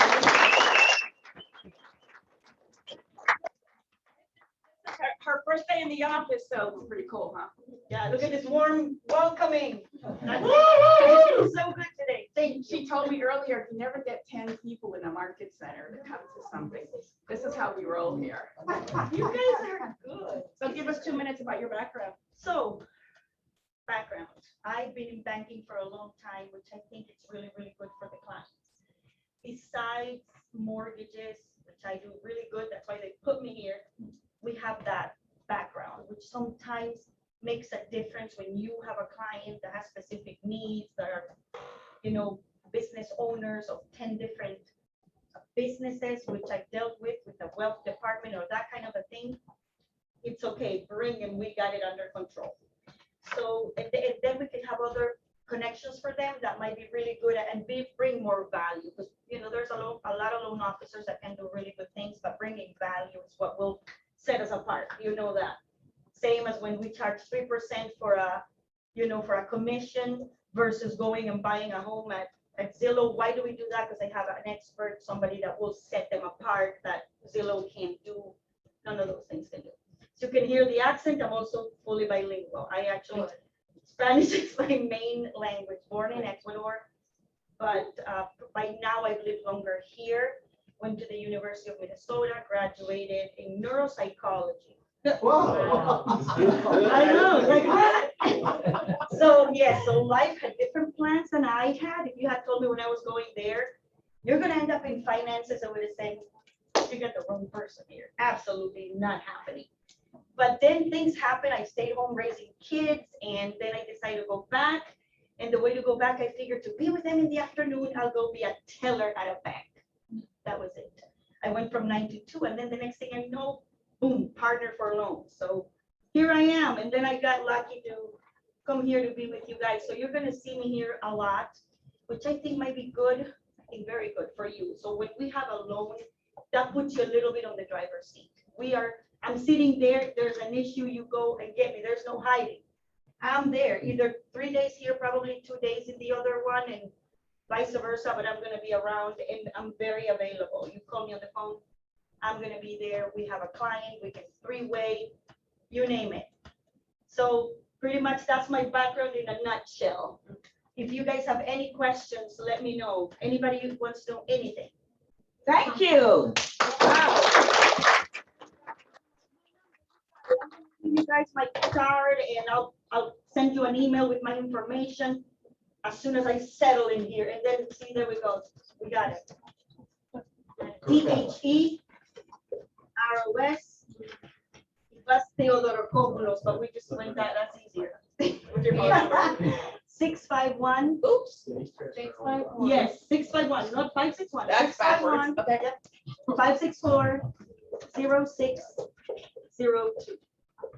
That is vestigial from Minnesota right there for you. But I have too many people calling that phone, so I didn't change it. That's okay. So welcome. Thank Yeah, you I just so want- much. I want to Thank say you. one thing. So I interviewed all over the country for a lot of people for this beautiful young lady here. And I had a very high bar for what I wanted to bring in for you guys, right? And I think we went way over that bar with her. So she is a proven veteran that's going to get your deals closed and fight for your deals. That's what you want. So all I ask is give her one shot, and then you're going to be wowed by that, and you're going to just be phenomenal. So thank you so much, and give her a round, big Thank round of you. applause. Yeah, and the more we use the core companies here, guys, the more I can add value and services and everything back to you, which we'll be rolling out often. So just think about that. It's one team here. So thank you so much for everything and dedicating, and get your business to her, because you want to get a buyer agreement and get them approved. A buyer agreement and get them approved. And we're going to help you close more deals as long as we know about your deals. If you're doing deals with people I don't know about, I can't protect you. I can't help you get them done. And that's why we bring all the services here for you. So And don't God get bless people you in guys. your car before you have a No, pre-approval. That's a bad thing. We know that. Thank you. All right. All right, thank you, guys. Thank you. We're gonna talk about, so I'm gonna keep teaching while you guys are eating. So here's the thing. Max home inspections. Hi. Okay. Kevin, it's all good. Kevin, I haven't seen you So- before time. I know. It's been a while before time, right? It's been a while. So Kevin's gonna do a brief introduction, Max Home Inspections Supplied Lunch. So you're gonna get your lunch, you're gonna listen to Kevin, get your lunch, come back. While you're eating, I'm gonna keep teaching. Because we're at a place where there's not a lot of highlighting, it's more like new addendums and stuff. So, and just to respect your time, we might go a little bit over, it depends on how rowdy you get during lunch, so. That's what they brought me. So go ahead, it's all yours. All right, great. Thanks, Dolores. Hi, everybody. I'm Kevin with Max Home Inspections. Hi, everybody on the interweb out there. So you guys are gonna learn a little bit more today. I'm really sorry, okay? So just bear with me, okay? The jokes get worse. Maybe they get better when you have lunch, okay? But anyway, I'm part of the marketing team. I'm not an inspector. Who's worked with us or heard of us? 1, 2, 3, 4. Wow, that's really, wait, hold on. I don't have money. Take a picture. You gotta put those hands up again. Who's worked with us before? Wow, that's awesome. So you guys know that we're here to help you close more deals. For those of you who haven't worked with us before, we're not looking to change your relationships, right? Who's got relationships with other vendors besides Max Home Inspections? Of course you do, right? Because why? It's a busy time and your regular guy or gal's not available. Fair? We're available 7 days a week and holidays. Okay, so when you're working, we're working. Why is that important? Because who works with overseas clients in here? Everybody, once in a while, right? Do they care about Memorial Day? No, get your rear end here. get your cushy here, right? And we're gonna do an inspection with you. So that's really important for you guys. How often you guys who haven't worked with us, no cheating, wait for your reports? Because that's really important, right? Would 2 hours be helpful? What? Of course it would, of course it would. But why do we do all this? So 7 days a week, 24/7 phone support. You're gonna talk to a person. It's really wicked important you guys understand one thing, please. One of our owners grew up with 19 real estate agents. So for those of you who've heard me speak before, I don't recall if I mentioned this before. That's really important. I'm not an inspector. I bought and sold 2 homes in my life. I don't know what you guys know. The point is, as a marketing team, as our training, our scripts, right? Who knows about scripts in here? You all do, right? Our scripts. I could talk to you about what your buyer's agent, as a buyer's agent or seller's agent, or a great client, or a twisted client, right? Clients that are difficult. That's why we have 24/7 phone support. Please call us. You're not going to talk to a bot, right? We don't just leave the light on like the hotel guys. Told you the jokes get better or worse. Okay, we are going to talk to your clients. We're going to talk them down. We'll talk to you if it's 2 in the morning. We're talking to a live person. $25,000 of repair of warranty protection. Why is that important, you guys? Because the stuff happened after the closing? No, it never happens, right, Ken? Of course it does. So who's going to get the call? Hey, my roof is leaking 2 years later. Who's getting the call? You or me? Right? You guys are. You're horrible. You sold me a house, blah, right? We know everything. It's easy, guys. We have a 5-year roof warranty, part of our $25,000 of warranties. The brochures are out there. Why is that important? Because they're going to call, you're going to call you, they're going to be really angry. Hey, no worries, call Max Home Inspections. When you work with me, what's your name? When you work with me, Tony, I'm giving you a 5-year roof warranty. Did you know that? Of course they don't know because money's going everywhere. They don't know what they're doing, right? I bought homes. So who's going to be the hero? Me or Tony? Who's getting the referral from the big 25 families coming down here from Minnesota? Sorry, Maria, right? Or thanks, Maria, right? So we built the program to help you guys get more referrals, protect your deals, be here for you. Let us deal with all the nonsense, right? Is that helpful? Yes. Okay, and on top of it all, we do the bundle. The bundle inspection includes the general, the 4-point, the wind, and the termite, We do it all in-house, okay? One-stop shop. One call does it all, right? It's almost like Crazy Eddie. I think that's what he had. So give us an opportunity to work with you. For those of you who have relationships, awesome. We just want to make friends. We want to be your friend because that way you need to know who we are. And if you ever needed us as a backup, who are you going to call, right? We're going to be there for you. And we know it's scary to try new things, almost done. We have a 200% satisfaction guarantee, right? That's not fuzzy math. Right? Think about it, 200%. What does that mean? Your clients aren't satisfied. Not only are we going to refund their money, 100%, I'm not a math guy, but 200% is we're also going to pay for another inspector of your client's choice with a licensed inspector. So we've never had to use that policy because we calm everybody down. So please call us, give us an opportunity to work with you. Maybe we'll just work with you one time. It'll be awesome. Please check us out on the interwebs, right? You can see all of our reviews, over 5,000. And we're featured on Lifetime Television, so you can see what our inspection process is all about. It's a show called Designing Spaces. And if you ever want to see something funny and laugh on YouTube, you can look up our YouTube video. It's called Call Me. You're going to see me dancing. I'm not really good at it, but you know we roll that way, just like Dolores said, right? You guys roll that way, right? Everybody's here. You're always available. So we want to just make friends, enjoy lunch, and you know I'm going to hang out for a little bit. If you guys have questions, am I allowed? We're good. Hold on. Lunch. So I want everyone to go to grab a slice or two. We don't have a whole lot of pizza. We weren't expecting this big turnout. So grab a slice or two, come back in and he'll answer questions while getting our pizza in our hands. Thank you. Perfect. I have actually brochures out there, which is going to be better for you. So let me go to those. We have some announcements for 11:48 before you go to lunch, guys. Man, where'd you go? So how'd it go? Good. Excellent. Are you there? Yeah. Would you like the popcorn? My leg. Green bag? Yeah, green bag. That's for the buyer. That's for the buyer. Oh, people on mine. You're the man.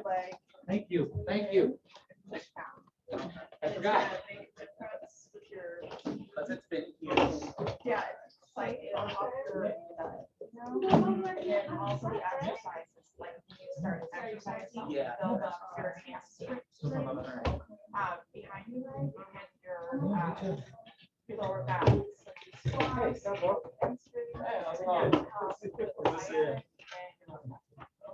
trust me, I know this because I would have the same I do that on the thing too. They taught me to do that on the, like, Thanks, so on okay. it. Yeah, actually. Oh, I've not done that. Yeah. You lay down and you pull, yeah. Right. You put it like this and you pull this leg. Oh, the other legs were, okay. I've not heard that. And then I do the other one too, where you have to pull next to you like this. Oh, okay.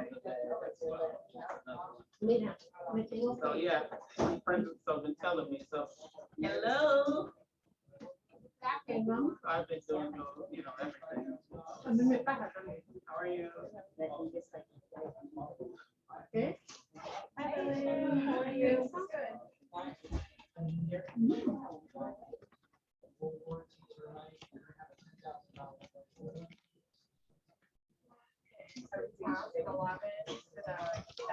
Presentation. Monday. No, Monday. Okay, thank you for saying that. At 11, how do you want to speak with her? Just show up. Ajá, es okay.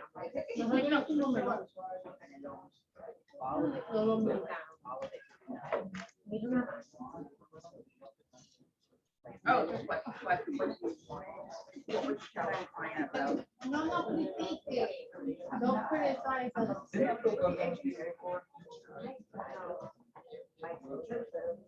Lo que pasa es, we don't get those stuff that you guys are so invested in.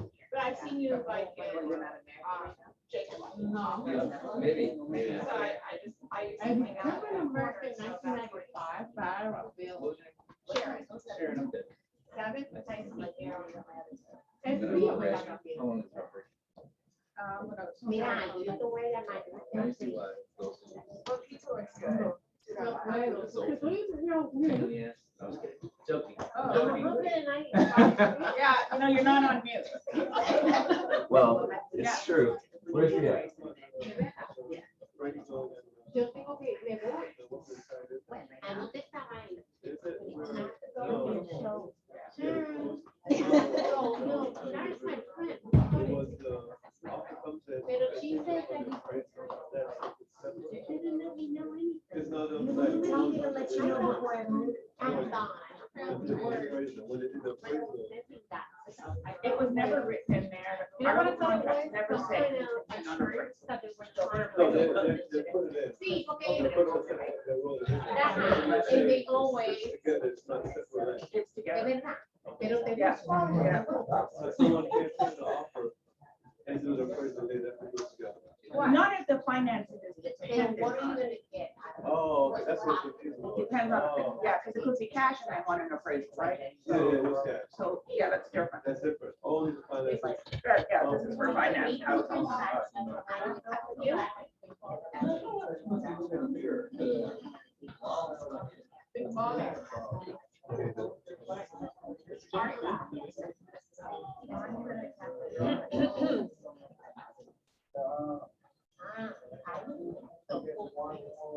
Do I have time to go to the bathroom for 2 seconds? No, I want to watch you squirm.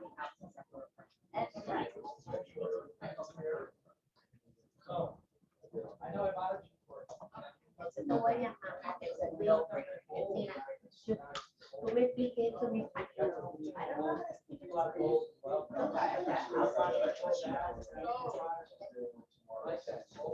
Mira, the notes, I'm gonna go with you. No, no, no.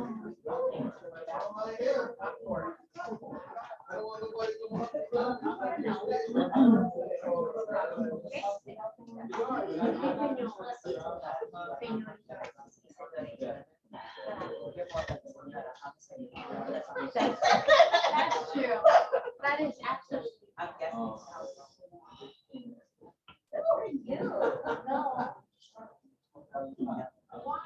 Your skin looks tight. It's no good.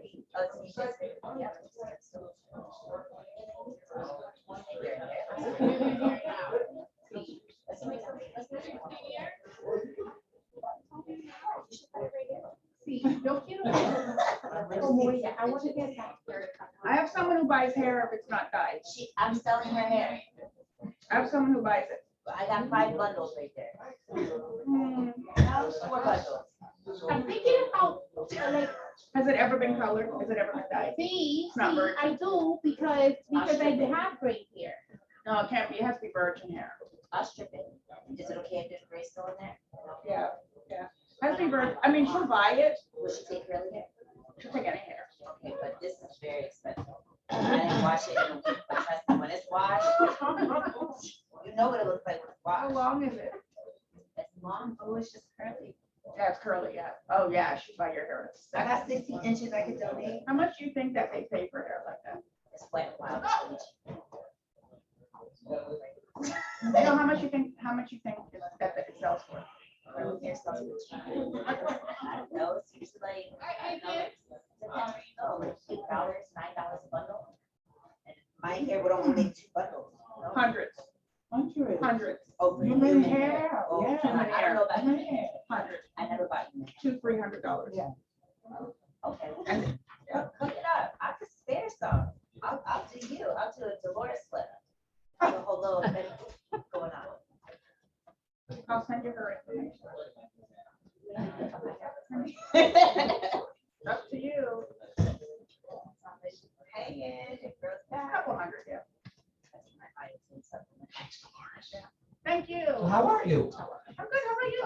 I'm gooder. You've been through a lot. Yeah, doing great, Mark. Did you join? Yeah. Oh, yeah, sure. Jen, you good? Oh, good, okay.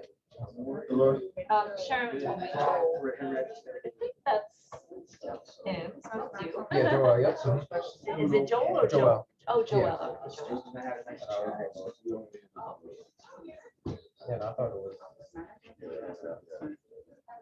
Doesn't hurt to try it, right? Yeah, exactly.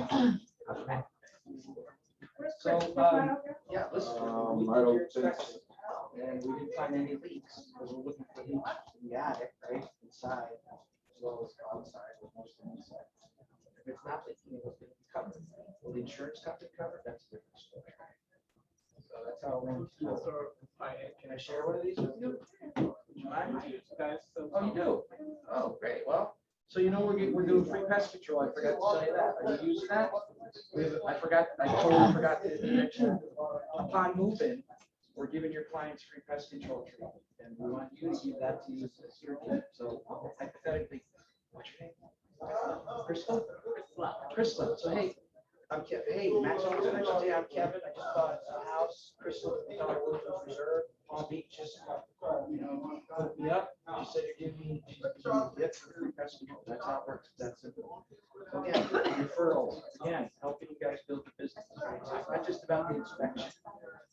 Gary Keller said something years ago, Keller Williams isn't just a real estate company, we're more of marketing and a technology company, right? That's kind of what we do as well. So we appreciate your business, we value it, thank you. Thank you.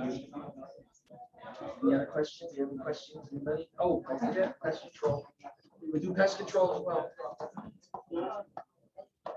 How long have you been in real estate? Oh, really? Awesome.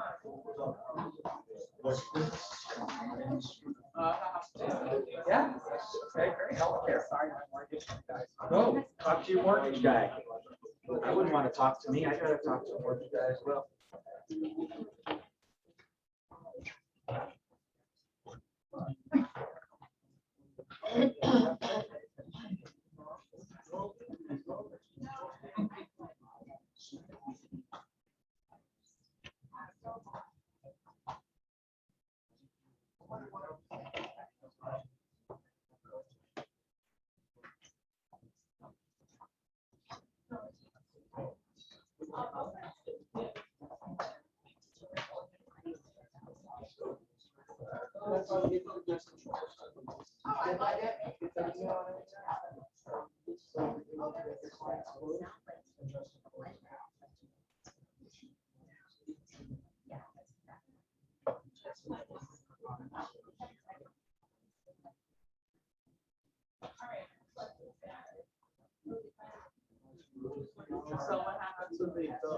I'm sticking through. Thank you so much.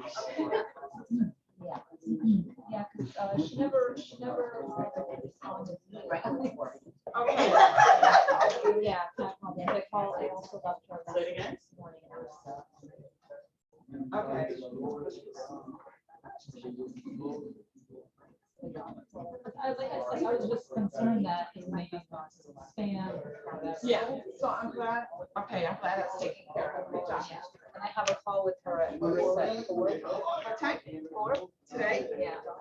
Okay, there's a Zoom meeting from 4 to 5, but she'll have to do that another time with you guys. Yeah, she said it's, oh gosh, it's every, it's once a week. Whatever call. Okay, that's awesome. It's every week. Yeah. That's awesome. Is she doing those? No, this girl Alexia. Oh, yeah, she told me about. The onboarding person will be doing. I don't know why you're. So you'll be talking to her, and then you'll be receiving a form, and you fill out the form with your realtor's license, blah, blah, blah, blah, blah. So.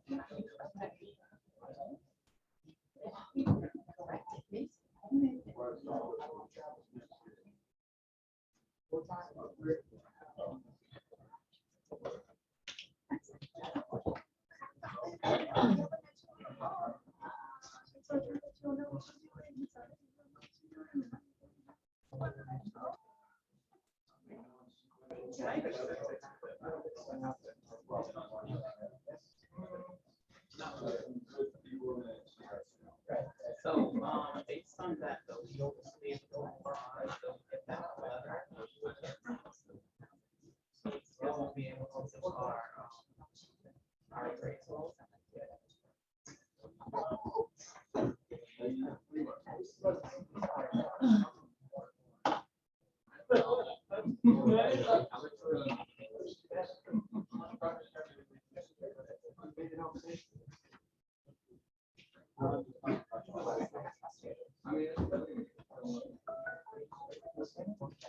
Okay.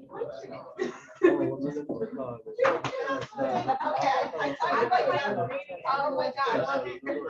Oh my gosh.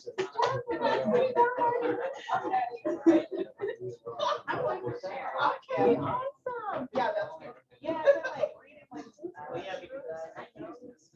okay. Joel. Joel. I keep wanting to go to Joel. Come here. Sorry, I get all excited. I just, Oh, hey, how are you? That's what I thought, like.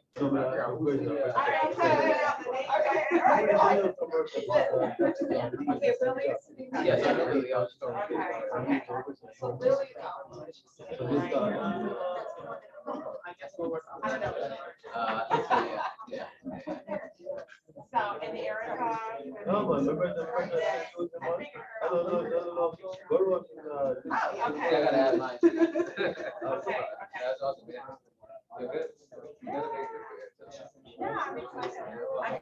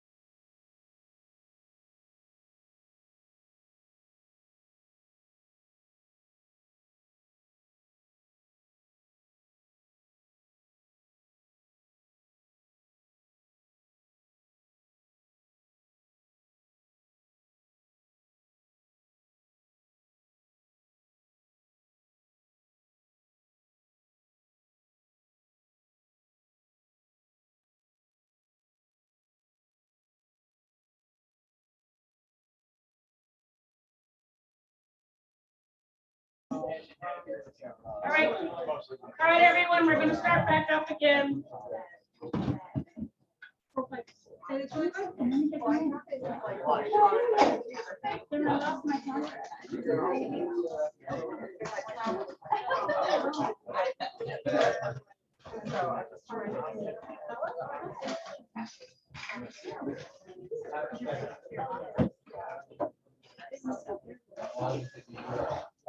Oh, here it is. Here it is. All right, everyone, quick announcements. Are we back? Phones off? We back? All right, so November 17th, we're gonna restart our annual Thanksgiving potluck. For those of you that are new, we always like to gather before Thanksgiving. It's gonna be a week before Thanksgiving and do a potluck. The office provides the turkey, the ham, all that big stuff. If you can bring in a dish of your choice, it can be traditional Thanksgiving or something like cultural, whatever you'd like to bring. I have it right here. It's Wednesday, the 17th, after the business meeting, so 12 to 2-ish or so. It'll be fun, it'll be festive, and we can. And so, wait, so you're gonna, what she's gonna hand out, we're gonna pass this around while I'm talking. So whatever you want to bring, put your name next to it, what you're gonna bring. And also, don't forget, this is the beginning of our toy drive. If you noticed out front, we have, I don't know who brought those. Neil, amazing animals in. Oh, the animals. Neil, were you the animals too? Because I like that giraffe. Sorry. The boxes for Neil, the animals. The boxes. So we want to fill up those boxes. It's for Benoist Farms Elementary School down the street. We adopted them, Neil adopted them a year and a half ago. We've supplied, we supplied the office. We supplied toys for the entire elementary school. We want to do it again. So the boxes are up front. Drop your toys, unwrap, and bring something for our Thanksgiving potluck. The table for food goes all the way down the hall. It's like this huge thing that we do. So if everyone brings something, then we'll have a great Thanksgiving feast. Yeah. All right, thank you. I'll be passing it around. Or you can call me. What time is it again? I'm sorry. 12, I'll say 2. 11. 11 is the business meeting. 11. 11 o'clock to 2-ish. Okay. You know what realtor time is when you say 12? 1, right? 10. For Neil, 10, the rest of us 11. So I think I have some miscellaneous areas. Yes. So you can just write in what you want to write.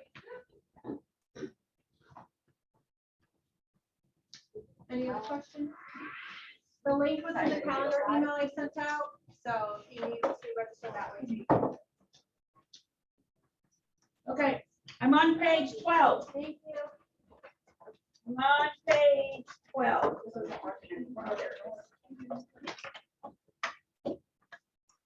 So there's nothing, you know what, let me go back. You all have paper.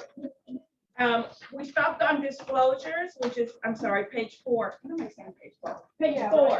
We stopped on disclosures.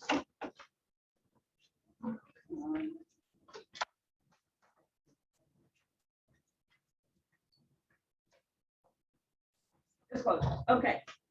So the only thing that changed on disclosures is line 212 right here, or otherwise. Let's see. Or here, or otherwise disposed of pursuant to section 553.79. So I pulled up Florida statute 553.79, and it's 11 pages. So I don't know what it means. I really don't know.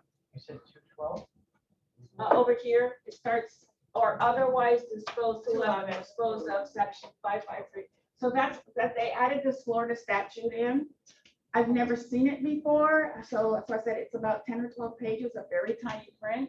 So I don't know, there must, when it says pursuant to a Florida statute, there's something in there. So I'm gonna have to read it. So if you guys want to read it, because I didn't have time. It's longer than this. It has something to do with permits. That's all I know. It's huge. So I'm afraid that there's something in here that we should know about, so I'll read it and then I'll bring it up in our business meeting. So our next business meeting's in 2 weeks. I'll bring it up if there's anything interesting in there. So just mark it, Florida statute 553.79, just mark it. I don't know what it is.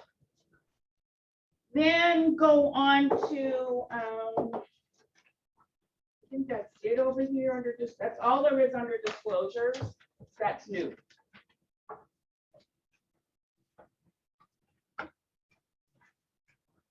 Okay, so then, property maintenance, section 11, what did they add? This is turning into a loop. What they added here was, see paragraph 9. So this is what they added in here. So what's paragraph 9A? What's paragraph 9A? Closing costs.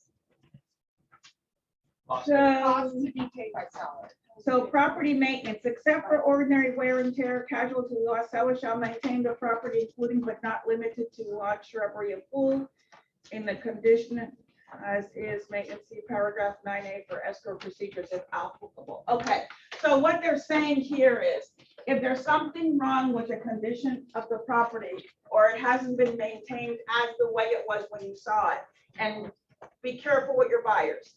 Dust, the place being dusty, or having garbage, or the paint, you know, not being perfect, is not part of property maintenance. That's normal wear and tear. So don't have them get silly when the people move out. You don't have to provide a cleaning crew. It just has to be room clean. Like the garbage taken out, no furniture and stuff. That's all it takes. But that's what they're saying here. If applicable, if there is something that needs to be done when you do the walkthrough, and it's major, you know, like they moved the TV and now there's a big hole in the wall.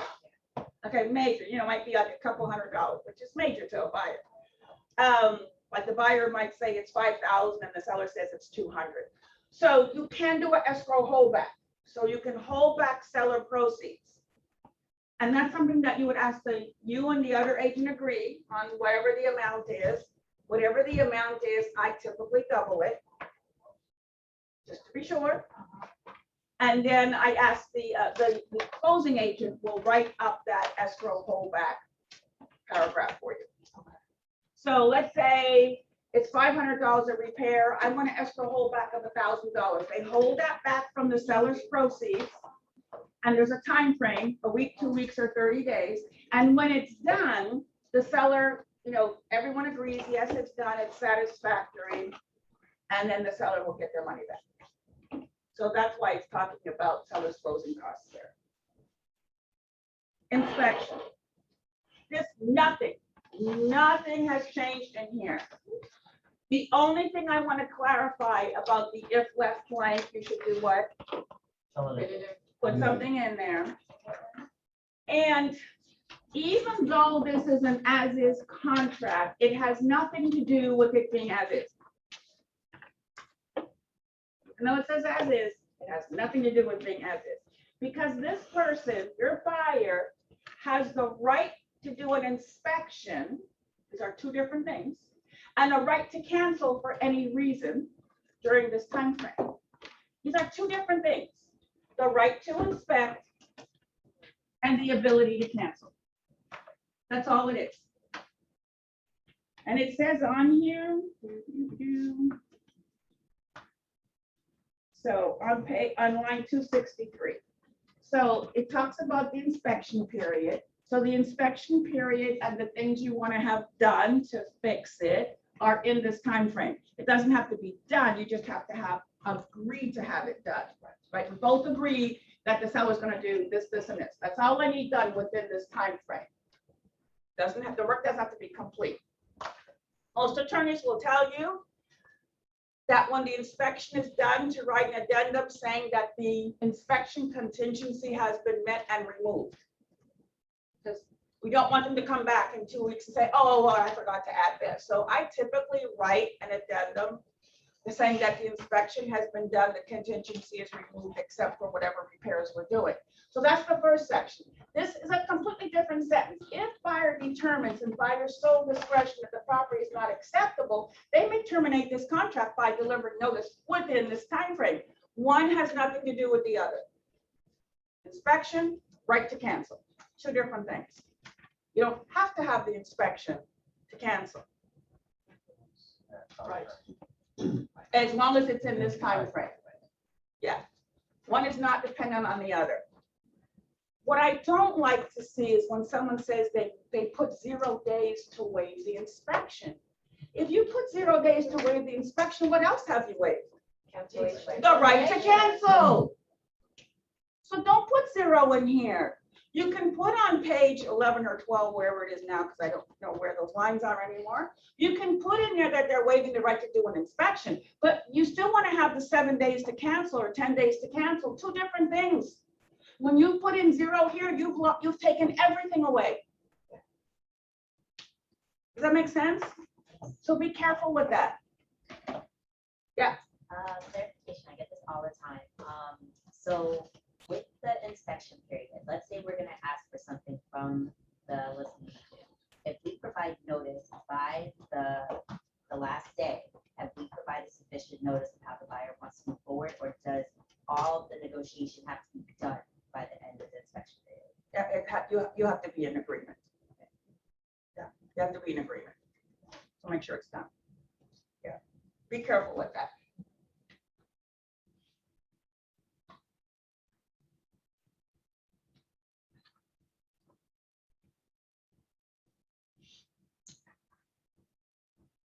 Okay. And then we have nothing. Let's go page 8. So it's line 4. Well, it starts at 432. Page 8. So there's nothing else changed here. You said 432. 432. So it's page 8 where it says time. So here they added some things. So they added here, based on where the property is located. Because is Tallahassee in a different time zone, or Pensacola, one of them's in a different time zone than us? But it depends on where the property is, not where the agent or buyer is. So be careful with that. So they put in here based on where the property is located, because it has some repercussions with different time zones. Yeah, my buyer's in California, so he thought you meant 5 o'clock California time. That's legitimate. Okay, and then this whole section, this whole thing you can highlight. So I'm going to start from where the sentence starts. So the sentence starts over here, but it'll make more sense that way. So it says, other than time for acceptance and effective date as set forth in paragraph 3, any time periods provided for or dates specified in this contract, whether pre-printed, handwritten, typewritten, or inserted, which shall end or occur on a Saturday, Sunday, they added the word legal, national legal public holiday, or a day on which a national legal public holiday is observed because it fell on a Saturday or Sunday, shall extend to the next calendar day, which is not a Saturday, Sunday, national legal public holiday, or a day on which a national legal public holiday is observed. They took out the 5 p.m. So now it's 11. Midnight.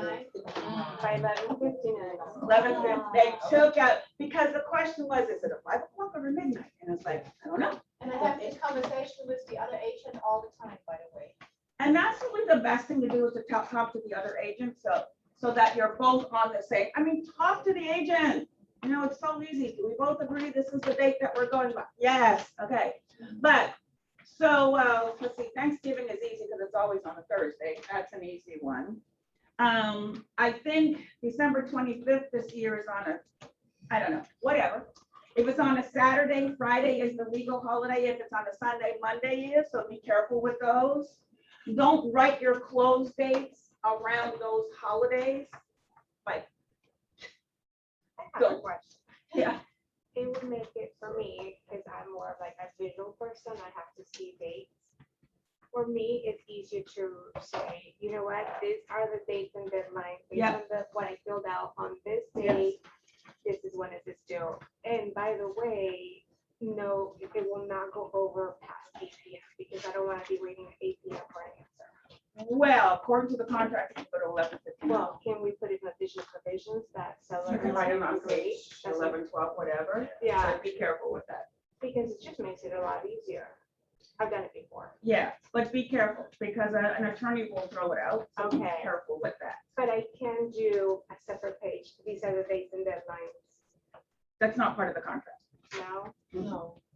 That's just the name. No, because things change and move, right? Your inspection date could change, things can change and move, so don't do that then. Did you say It isn't typically like concierge will send out an email saying these are the dates. Okay. Yeah, but it's not part of the contract. Did you say if it falls on a Saturday, something about a Friday? Okay, that's why they put the word legal holiday. A national legal public, so legally, if it's on a Saturday or Sunday, it's the day before or day after. Oh, Because the banks are closed. so it's the day, okay. So Yeah. it doesn't That's- automatically just move to the next. Nope. To move to, so for example, Christmas is on Saturday. It This is, year right? is The national holiday is Friday. Friday. So it's not necessarily Monday that it would roll. Right. Well, whatever. It will roll to. Well, The banks will be closed on Friday. Friday, Saturday. Friday, so if the deadline falls on Friday, that's the holiday. So it rolls over to Monday. Okay, gotcha. Yeah. Yeah. By default. I love the, I love that they got rid of the 5 o'clock because Yeah. you and I could go, I know. Okay, and then the next big thing is force majeure. Now we know why they fixed this one, right? Yeah. Because they added the word pandemic. They also added government disruption or something. So, let's see. Force majeure, pay a number 439, I gotta go up a little bit. Add a little bit more to it. Okay. So here, required to exercise, I don't know, they put to exercise. Oh, I know why, the difference between exercise or perform. Buyer and seller shall not be required to exercise or perform any right or obligation under this contract or be liable to each other for damages as long as performance or non-performance of the right or obligation or the availability of services. So that's what they're saying here. Force majeure is now an event. So before it was just force majeure, no one knew what it was. But now they put an event, which means, and this is all new, hurricanes, floods, extreme weather, earthquakes, fires, or other acts of God. That was there before. What they added was unusual transportation delays, wars, insurrections was added, civil unrest was added, or acts of terrorism, governmental actions, and mandates, government shutdowns, epidemics, or pandemics, which was never there before. So what they're saying is, so the part about transportation delays, there are some repairs that can't be done right now. There are some buildings that can't be built right now, new construction, because the stuff is sitting out there on ships. So now they're saying transportation delays, which was because of the pandemic, which is already gone a year ago. So they added all this stuff in. There's several class action suits going on about whether or not a pandemic is a force majeure. Because they don't know how it started. So they can't say it was an act of God. And before this was only about acts of God. So completely changed.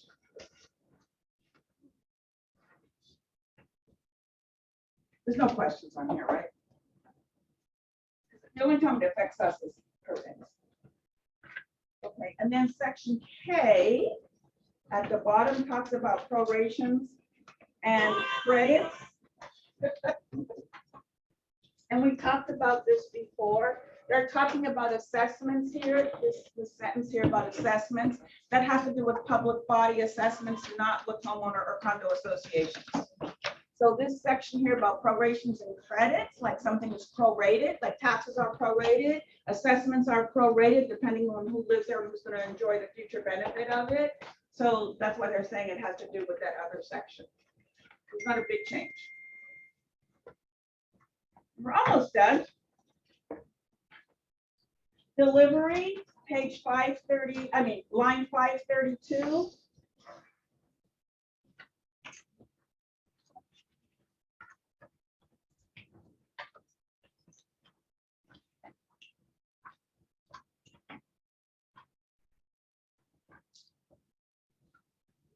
I'm missing something.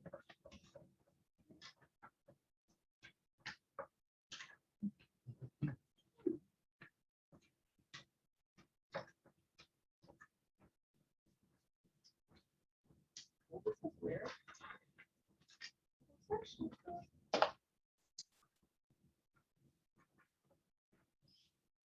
Oh, there it is. Okay. So where did I say we were?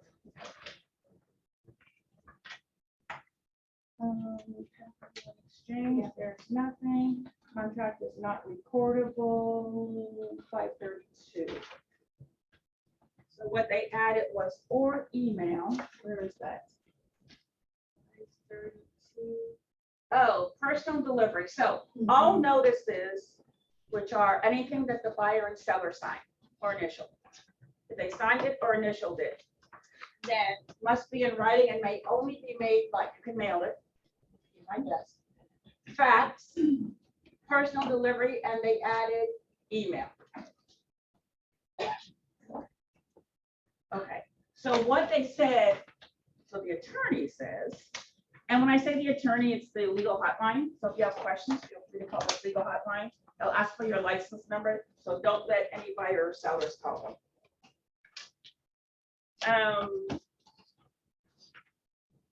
So the thing about delivery section is this.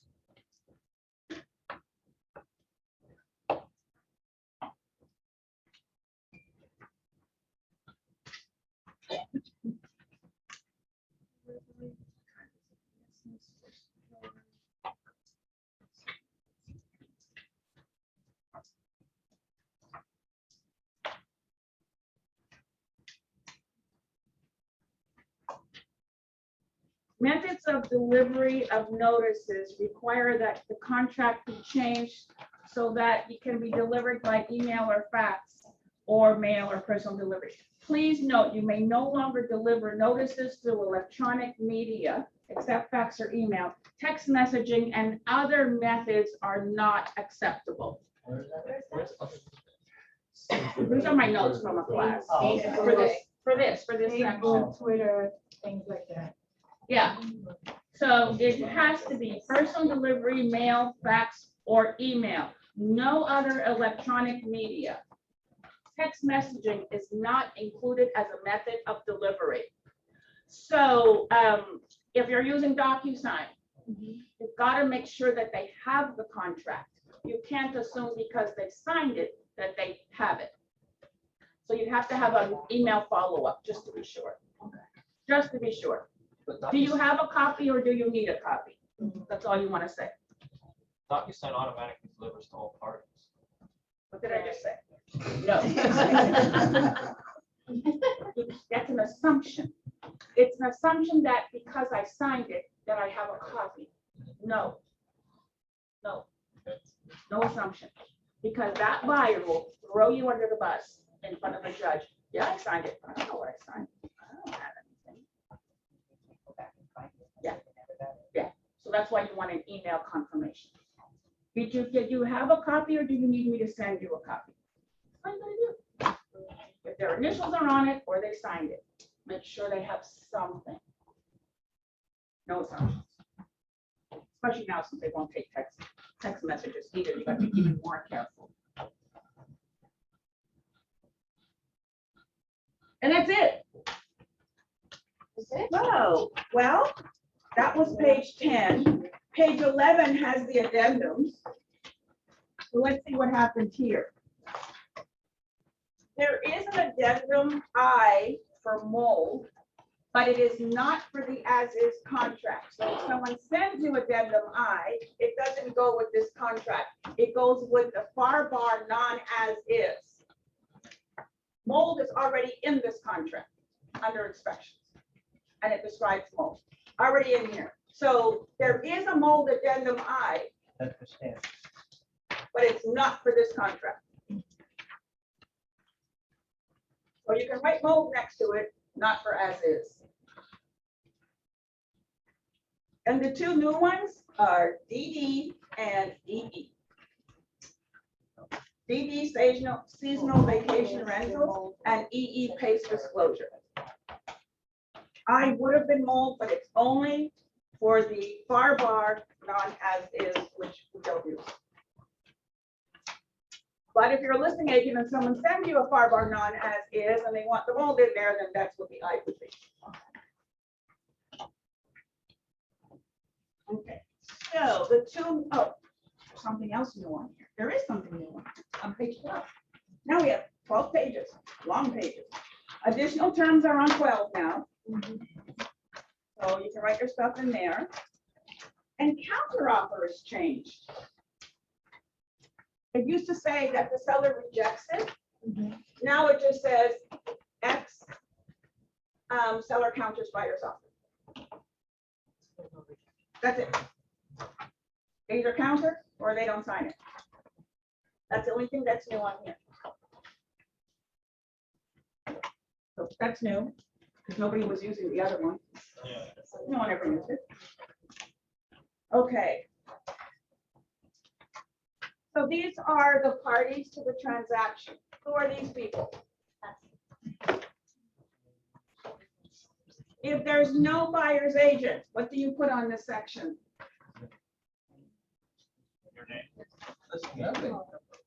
If there's no buyer's agent, what do you put on here?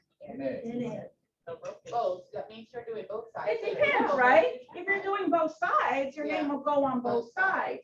If there's nothing on this side, you put NA, right? If it's a FISBO, then you put NA over here because you're bringing the buyer. So, but I've got to see two sides here. I either see two names or one name or NA, but I got to have something down here because I'm looking for initials. In compliance, I'm looking. I don't like, how do I pay? I don't know. Commission, never put commission here. You cannot negotiate commission. Right? If you're going to give a credit to the buyer, it doesn't happen on the contract. It's a separate piece of paper. Yeah. So some agents, like myself, if I'm working with buyers, will list under cooperating sales associate their name, their brokerage, and in parentheses, whatever the number is on the NLS. So don't do that. What if I'm the listing agent of buyer? It's not binding. It's not binding. No, there's no signatures here. I know, but. No signatures, not Leave it. binding. Okay. They're the party to the transaction. You are not. You're turning in your MLS sheet with Right. your I your understand contract that. too. The I MLS sheet understand. has the. That's why we want the full But if MLS it's on sheet. there, then what? It means If I'm nothing listing to me. agent and it's on If there, this says 3% and MLS says 2%, I don't care what you wrote on there. Don't tell me this supersedes it because it doesn't. But it's Yeah. also important to get that private MLS the same day you show. So Yes. We'll go back and change it. change They'll take the microwave out, they'll take the chandeliers out. Oh, yeah. Oh, and you know, on the front page, I should have mentioned this, on the front page where it has the, you know, the personal property that's going like washer and dryer, do not put as per MLS. That's why. Do not ever put as per MLS, because when the MLS changes, I have nothing. The MLS is not binding. This is binding if you put washer and dryer. MLS, if they took washer and dryer out, I don't care if I can see the history, not binding. So don't put as per. So the MLS is, we talked about this, right? Where is the agreement between listing agent and seller? or in the listing. Oh, The listing. Agent and seller, the agreement is the listing agreement. Where's the agreement between buyer and seller? The contract. Where's the agreement between two agents? MLS. Yeah, three different things that I have to have in If I place. get, as a listing agent, I get an offer and they just put the commission down there, I just ignore it. Just ignore it, because it's whatever's in the I don't want to go MLS. back and forth, take it off, but I just ignore it. Can an agent change the commission? No. No, agents cannot negotiate commission. So why do you put it on here? Agents cannot negotiate commission.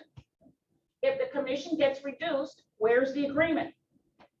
So if they put the commission on there, do you It has no send it back value. and No, say, take it I off? just ignore it. It's not, I don't have a case. So if I'm a buyer's agent. Hold on. If I'm a buyer's agent, would I put my name on the sales associate on the left? You're the buyer's agent. So I put my name there. Yeah. Oh, That's it. what's the, you read blank, not A, what does that mean? For what? So if it's my listing, Oh, it's. If you have both sides. and, well, if I don't, if there's nothing over here, if I have both sides, I'm putting both sides in, but if there's nobody on this side, and I'm only collecting 3%, it's over here, right? Yeah. Okay. So if they want all the furniture, would you just put all furniture? If they have to. Don't put that on. Don't put furniture on it. When you add it to additional terms. If you put furniture on there, it has to be zero value. And you can put that in the, wherever the line is, Additional terms. has, the furniture has no value. So we let So them. you don't put it in the first page of the personal property? Furniture has no value. They would include that then in a sales price, right? No, It's it's included. just, It has- it's You can put in It's furniture, like it's something included, separate, I believe. Oh, you put it, but it's put like no value. something, it's like Yeah, if it's separate, a don't they have sign to put that outside of it? side. Yes, we cannot sell furniture. So that's why it has to have no value. But be careful, because the minute you sell furniture, you gotta pay sales tax. And then I need a bill of sale. We have nothing to do with that. So it's either zero and furniture, as, you know, they can provide an inventory, but that's not us, that's buyer and seller. And get an inventory. Get an inventory. Because And pictures. they say, oh, we're selling it fully furnished, and you say, okay, everything, and they say yes. And then when it's time to close, they say, oh, I need to take that chair, that table, and I've had it happen before, and it was back and forth, we almost lost the deal. So let them tell you upfront. I got what are a you fight using, over what are an you urn. taking? Yeah. I had a fight over an urn that they thought was a vase, and it wasn't a vase, it was an urn. There was ashes in there. Yeah. And we're fighting over the ashes. Who wants to? They thought it was a vase. So what were they gonna do if they got it? They were gonna empty it out, clean it out. with the garbage? I don't wanna know. Like, I mean, just put it in there. Okay, so commission doesn't go in here. If you're giving a credit to the buyer, there is a form in command, well, when it goes to DocuSign, there's a form under miscellaneous, no, credit to the buyer is in the, where the purchase contract is. It's where the purchase contract is. So if you're giving money back to the buyer, which I will always have a discussion with you on, I'm okay with $100, but when you're getting back thousands, I'm gonna wanna talk to you. So you have to use that form because I have to sign it, because you can't give away money that gets written to the brokerage, right? Because you get paid from the brokerage. So at closing, everything gets paid to the broker, and then the broker pays you. So that's why the broker has to authorize the title company.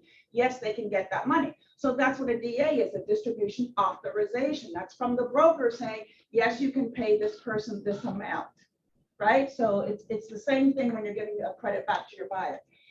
If the seller is giving a credit to you, I don't know, for whatever reason, but you're changing the seller's commission. So we don't give a credit to sellers. So if you change the commission to, like, the seller was supposed to pay you $20,000, but to make the deal work, you guys all agreed that the seller will pay $5,000 less. So we don't want the seller to give you money, which you get a 1099 on, so that we give it back to him. We just reduce his commission that he's paying us. Does that make sense? Yeah. Okay, so we don't want to take the money and then give him a credit because we're paying on our taxes. So what we'll do is we'll reduce the money that we collect. So the title company, the closing agent will say, oh, instead of collecting 20,000, we're only collecting 15. Now you guys are getting 50-50 or whatever it is that you agree on. Does that make sense? Yeah. Okay, again, also has to be signed by, in compliance by the broker. If it makes, otherwise you're taking money and you're paying tax on it, so be careful with that. And you can give money back to the buyer. You can give money back to anyone who's a party to the transaction. Does that help? Okay. All right, so our two addendums and we're done. I don't have one. Okay. Two addendums. BD. seasonal vacation rentals after closing. I really don't think I have to read this to you, just know that it's here, right? So if there's somebody, so it just says if the property is or may be subject to seasonal or short-term vacation rental for occupancy. So short-term occupancy, if the person wants to move in early, you can use this also. So just read that. And then the other one is PACE, which is interesting. You guys know what a PACE program is? So that's EE, PACE rider. It says property assessed clean energy PACE disclosure. Okay, so PACE is a loan.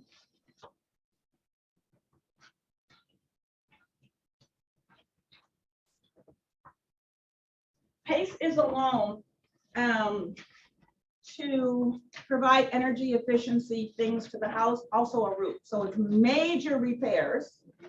The homeowner gets the loan, but it's paid afterwards, right? So it's paid typically through your taxes. It's a really cool loan. They raise your property taxes to pay off the loan. Typically, that's how they do it. So when I say I had a PACE loan because I got all new windows for my house. Cool, got a PACE loan, comes out of my taxes, $200 a month. Cool, I sell the house. Where do the taxes go when I sell the house? Depends on what it is. No, it goes right to the buyer. If I didn't have this, It's supposed to stay with the house. it's supposed to stay with the house. Well, I sold the house. Where does it go? To the buyer. Buyer just paying off my loan, right? Buyer. So this is a disclosure so that the buyer, because what if he didn't know about it? Good. Good. I'm the listening agent. It could be anything energy efficient. It could be roof, it could be solar panels, it could be windows. It's anything that's solar efficient improvement to the property. So what was going on is the buyers didn't know they were getting this when they bought the house. And all of a sudden, their taxes are jacked up by $300 or $400 a month. And they're like, I didn't buy this. Oh yeah, you did. This is the disclosure from the seller or buyer. Well, the buyer would initiate this. So let's see. Property assessed clean at PACE. Programs provide financing to property for owners of improvement to their real property with resistance. Repayment of debt is done through property tax assessments in the property Florida statute. States that the seller shall give the buyer a written disclosure statement in the form set forth. So they're just saying the seller. So Is that, how would you know to provide this if you're the buyer's agent? is there seller's disclosure? Is that in there? No, this is part of the disclosure. But there's no way that you would know. That's interesting. Yeah, but we're the ones who create this rider. Well, then maybe this is saying that they waive, like, they can't sue them, like they gave it to them, so they know about it. It's an extra step, but you know how the It's an extra taxes, step. the taxes will have to add before them. Like different things, like different layers. Yeah, but you wouldn't catch it right away. I had one, I just didn't finish it, that's all. So let's read this a little further. So it says that they'll provide. So in the event buyers obtaining a mortgage loan to purchase the property, be advised that most mortgage lenders will require that the satisfaction or release of the PACE financing from the property. Ouch. This is, I had one like that, and what happened was when we were about to close, the PACE company said my sellers had to pay it. They did not want to transfer it to the buyers. Okay, So they said. so it's part of my the whole payoff. thing. So the house was like before, we got it like 430. Mhm. So my sellers did not want to pay it because they're like, we just got this. They're gonna be the ones That enjoy it. Why do we have to pay for Yeah. it? So now I had to convince the buyers to pull out $40,000 to pay this. So they actually paid it off and purchased the house on another loan. So that was cash that they provided at closing. And then they purchased the house with the loan. Did it So pay it? once they don't have the 40,000, then you can't do it. How did Then the PACE, buyer, the seller has to pay it. What was the loan? how did PACE know what If I'm not there, Yes. How do I know as a I buyer? had Hold to, on, I hold had on, to, I had to call. I had to call them and tell them, okay, so what are we gonna do? Because my seller didn't wanna pay. Did your seller advise you that they had to pay there? At first, no. It gets I caught by found the, out it gets through caught their by the, taxes. yeah, it gets caught by the, your closing agent. Fine. Because then people were like, how come these taxes are so high? And I'm like, let me go see. So when I went to go see, I'm like, wait a minute, why are your taxes so high? You know, and then we started, well, maybe it's because of the PACE program. And then I did all the research and I found out, okay. So you owe for the windows and the solar system. So we should have the question. Should you be on Red Alert and they say? Hold on, hold on. Windows, that's like Red Alert with four pace. Yeah, but that's how. Yeah, So if I was a buyer's agent, the minute I see new windows, new roof and all that in the seller's disclosure, I'm just gonna include this, I don't have to do anything else. No matter what. I don't have to do anything else, right? Because I just have to be aware that, and it has to be initial. So it says, in the event the buyer is obtaining a mortgage loan to purchase the property, so does it apply to cash? Be advised that most mortgage lenders will require the satisfaction or release of the PACE financing, most lenders. Yeah. But I do agree that if you're buying the house, you're getting the windows. Why should I pay for it? But, so what I'll do is raise the price on the house.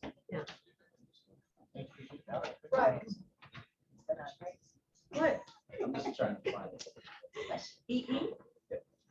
So if you increase the, It's not gonna be that much.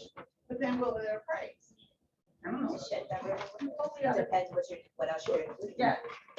So typically this is like $30,000 at a normal house. If you're the listing How much agent, was yours? It was 40, like 46 something, and you paid some, so it Yeah. was like 42,000. Yeah, it's not that much. So the seller never disclosed if they had to pay. Hold on. What's that? The seller never disclosed if they had to pay. No, she didn't tell. Nobody's ever asked. So we should ask. That's what this is.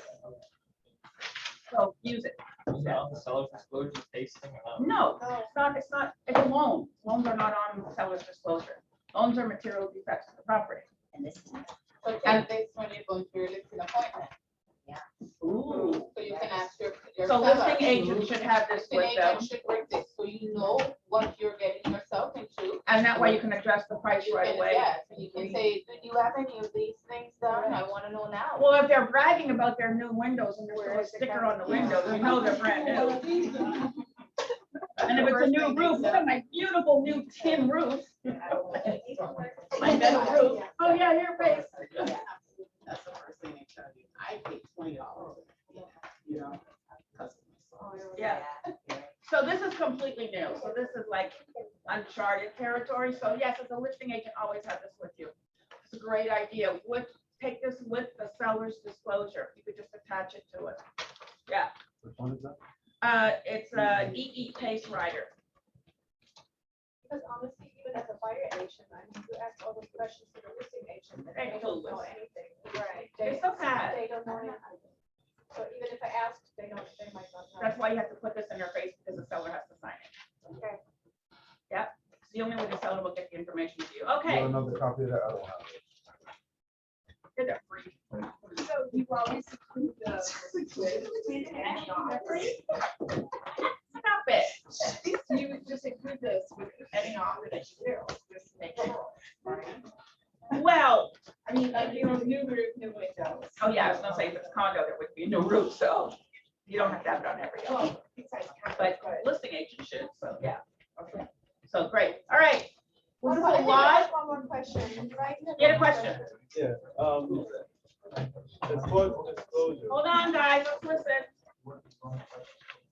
if you suggested if you go to the house and you see your windows, solar system, and all that stuff, and you talk to the seller and he says, yes, I have it, would you recommend noting that on the MLS, so like buyer is aware that this is there, they'll pay for it? So, that's a good question, because just because they have new windows, new roof, doesn't mean they have a PACE loan. Now you ask them, let's say, yeah, we have it. You have to ask them, so, did you get these recently? Yes. Did you Yes, use a yeah. PACE loan? Yes. A lot of people don't even know that they have a PACE loan.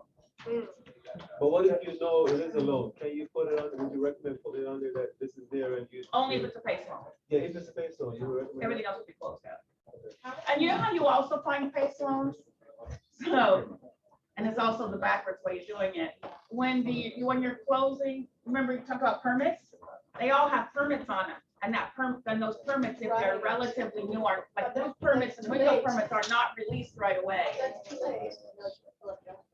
You can do it yourself. All right, everyone good? Okay, everyone, thank you. And if you have any questions, just text me. Because I know it's a lot of information. Thank you. All right, everyone, make it a great one. Great one. How do you do it? How do you do it? It's so funny.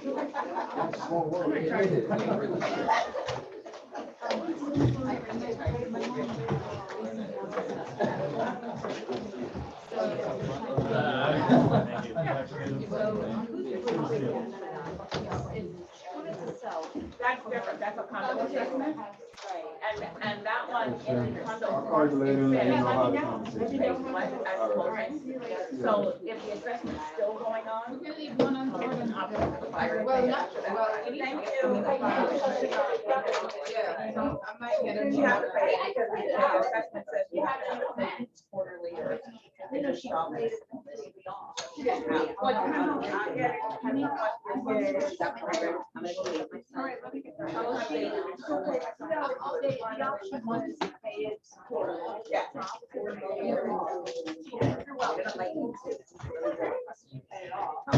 How long ago was it? And when did it?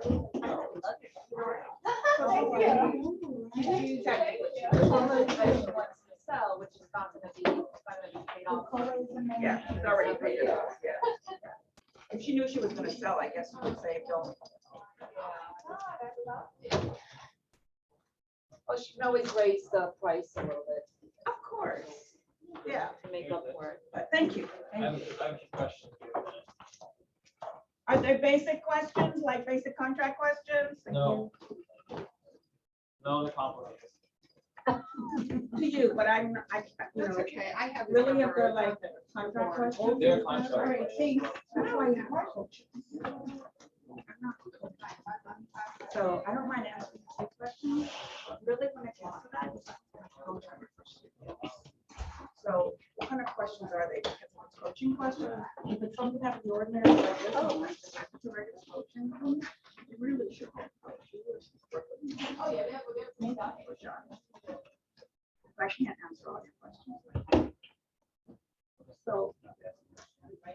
Shut up. I want to be helpful to them. I don't want you to have to wait for me to answer something when a coach is at your beck and call. You just like to give me a hard time, you never ask me this question. Oh, God. I haven't. What? Commercial? You want to do what with commercial?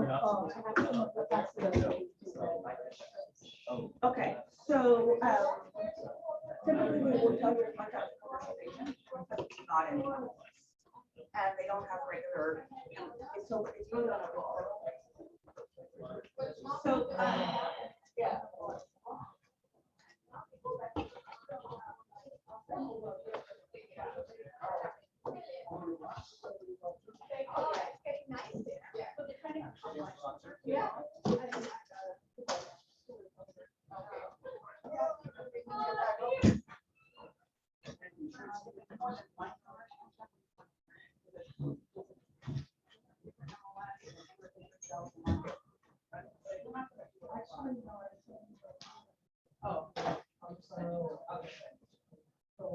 What's your, yes.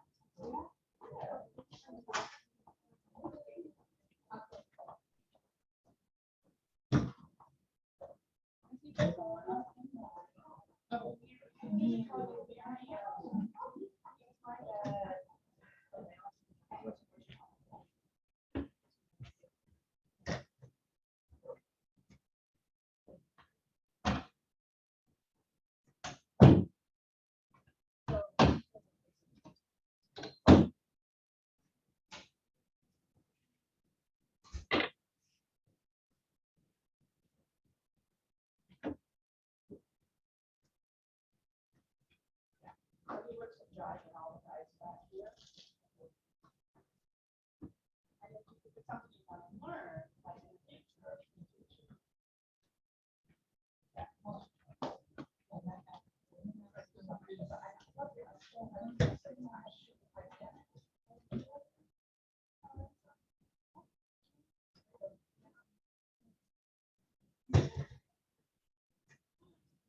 So I can call him, text him,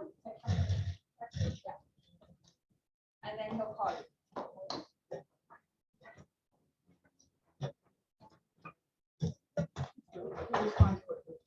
Yeah, you're welcome. All this is garbage. Yes, ma'am. All right, back to work.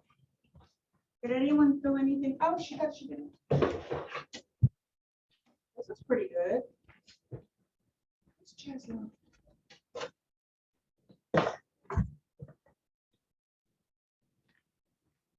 It's Jasmine.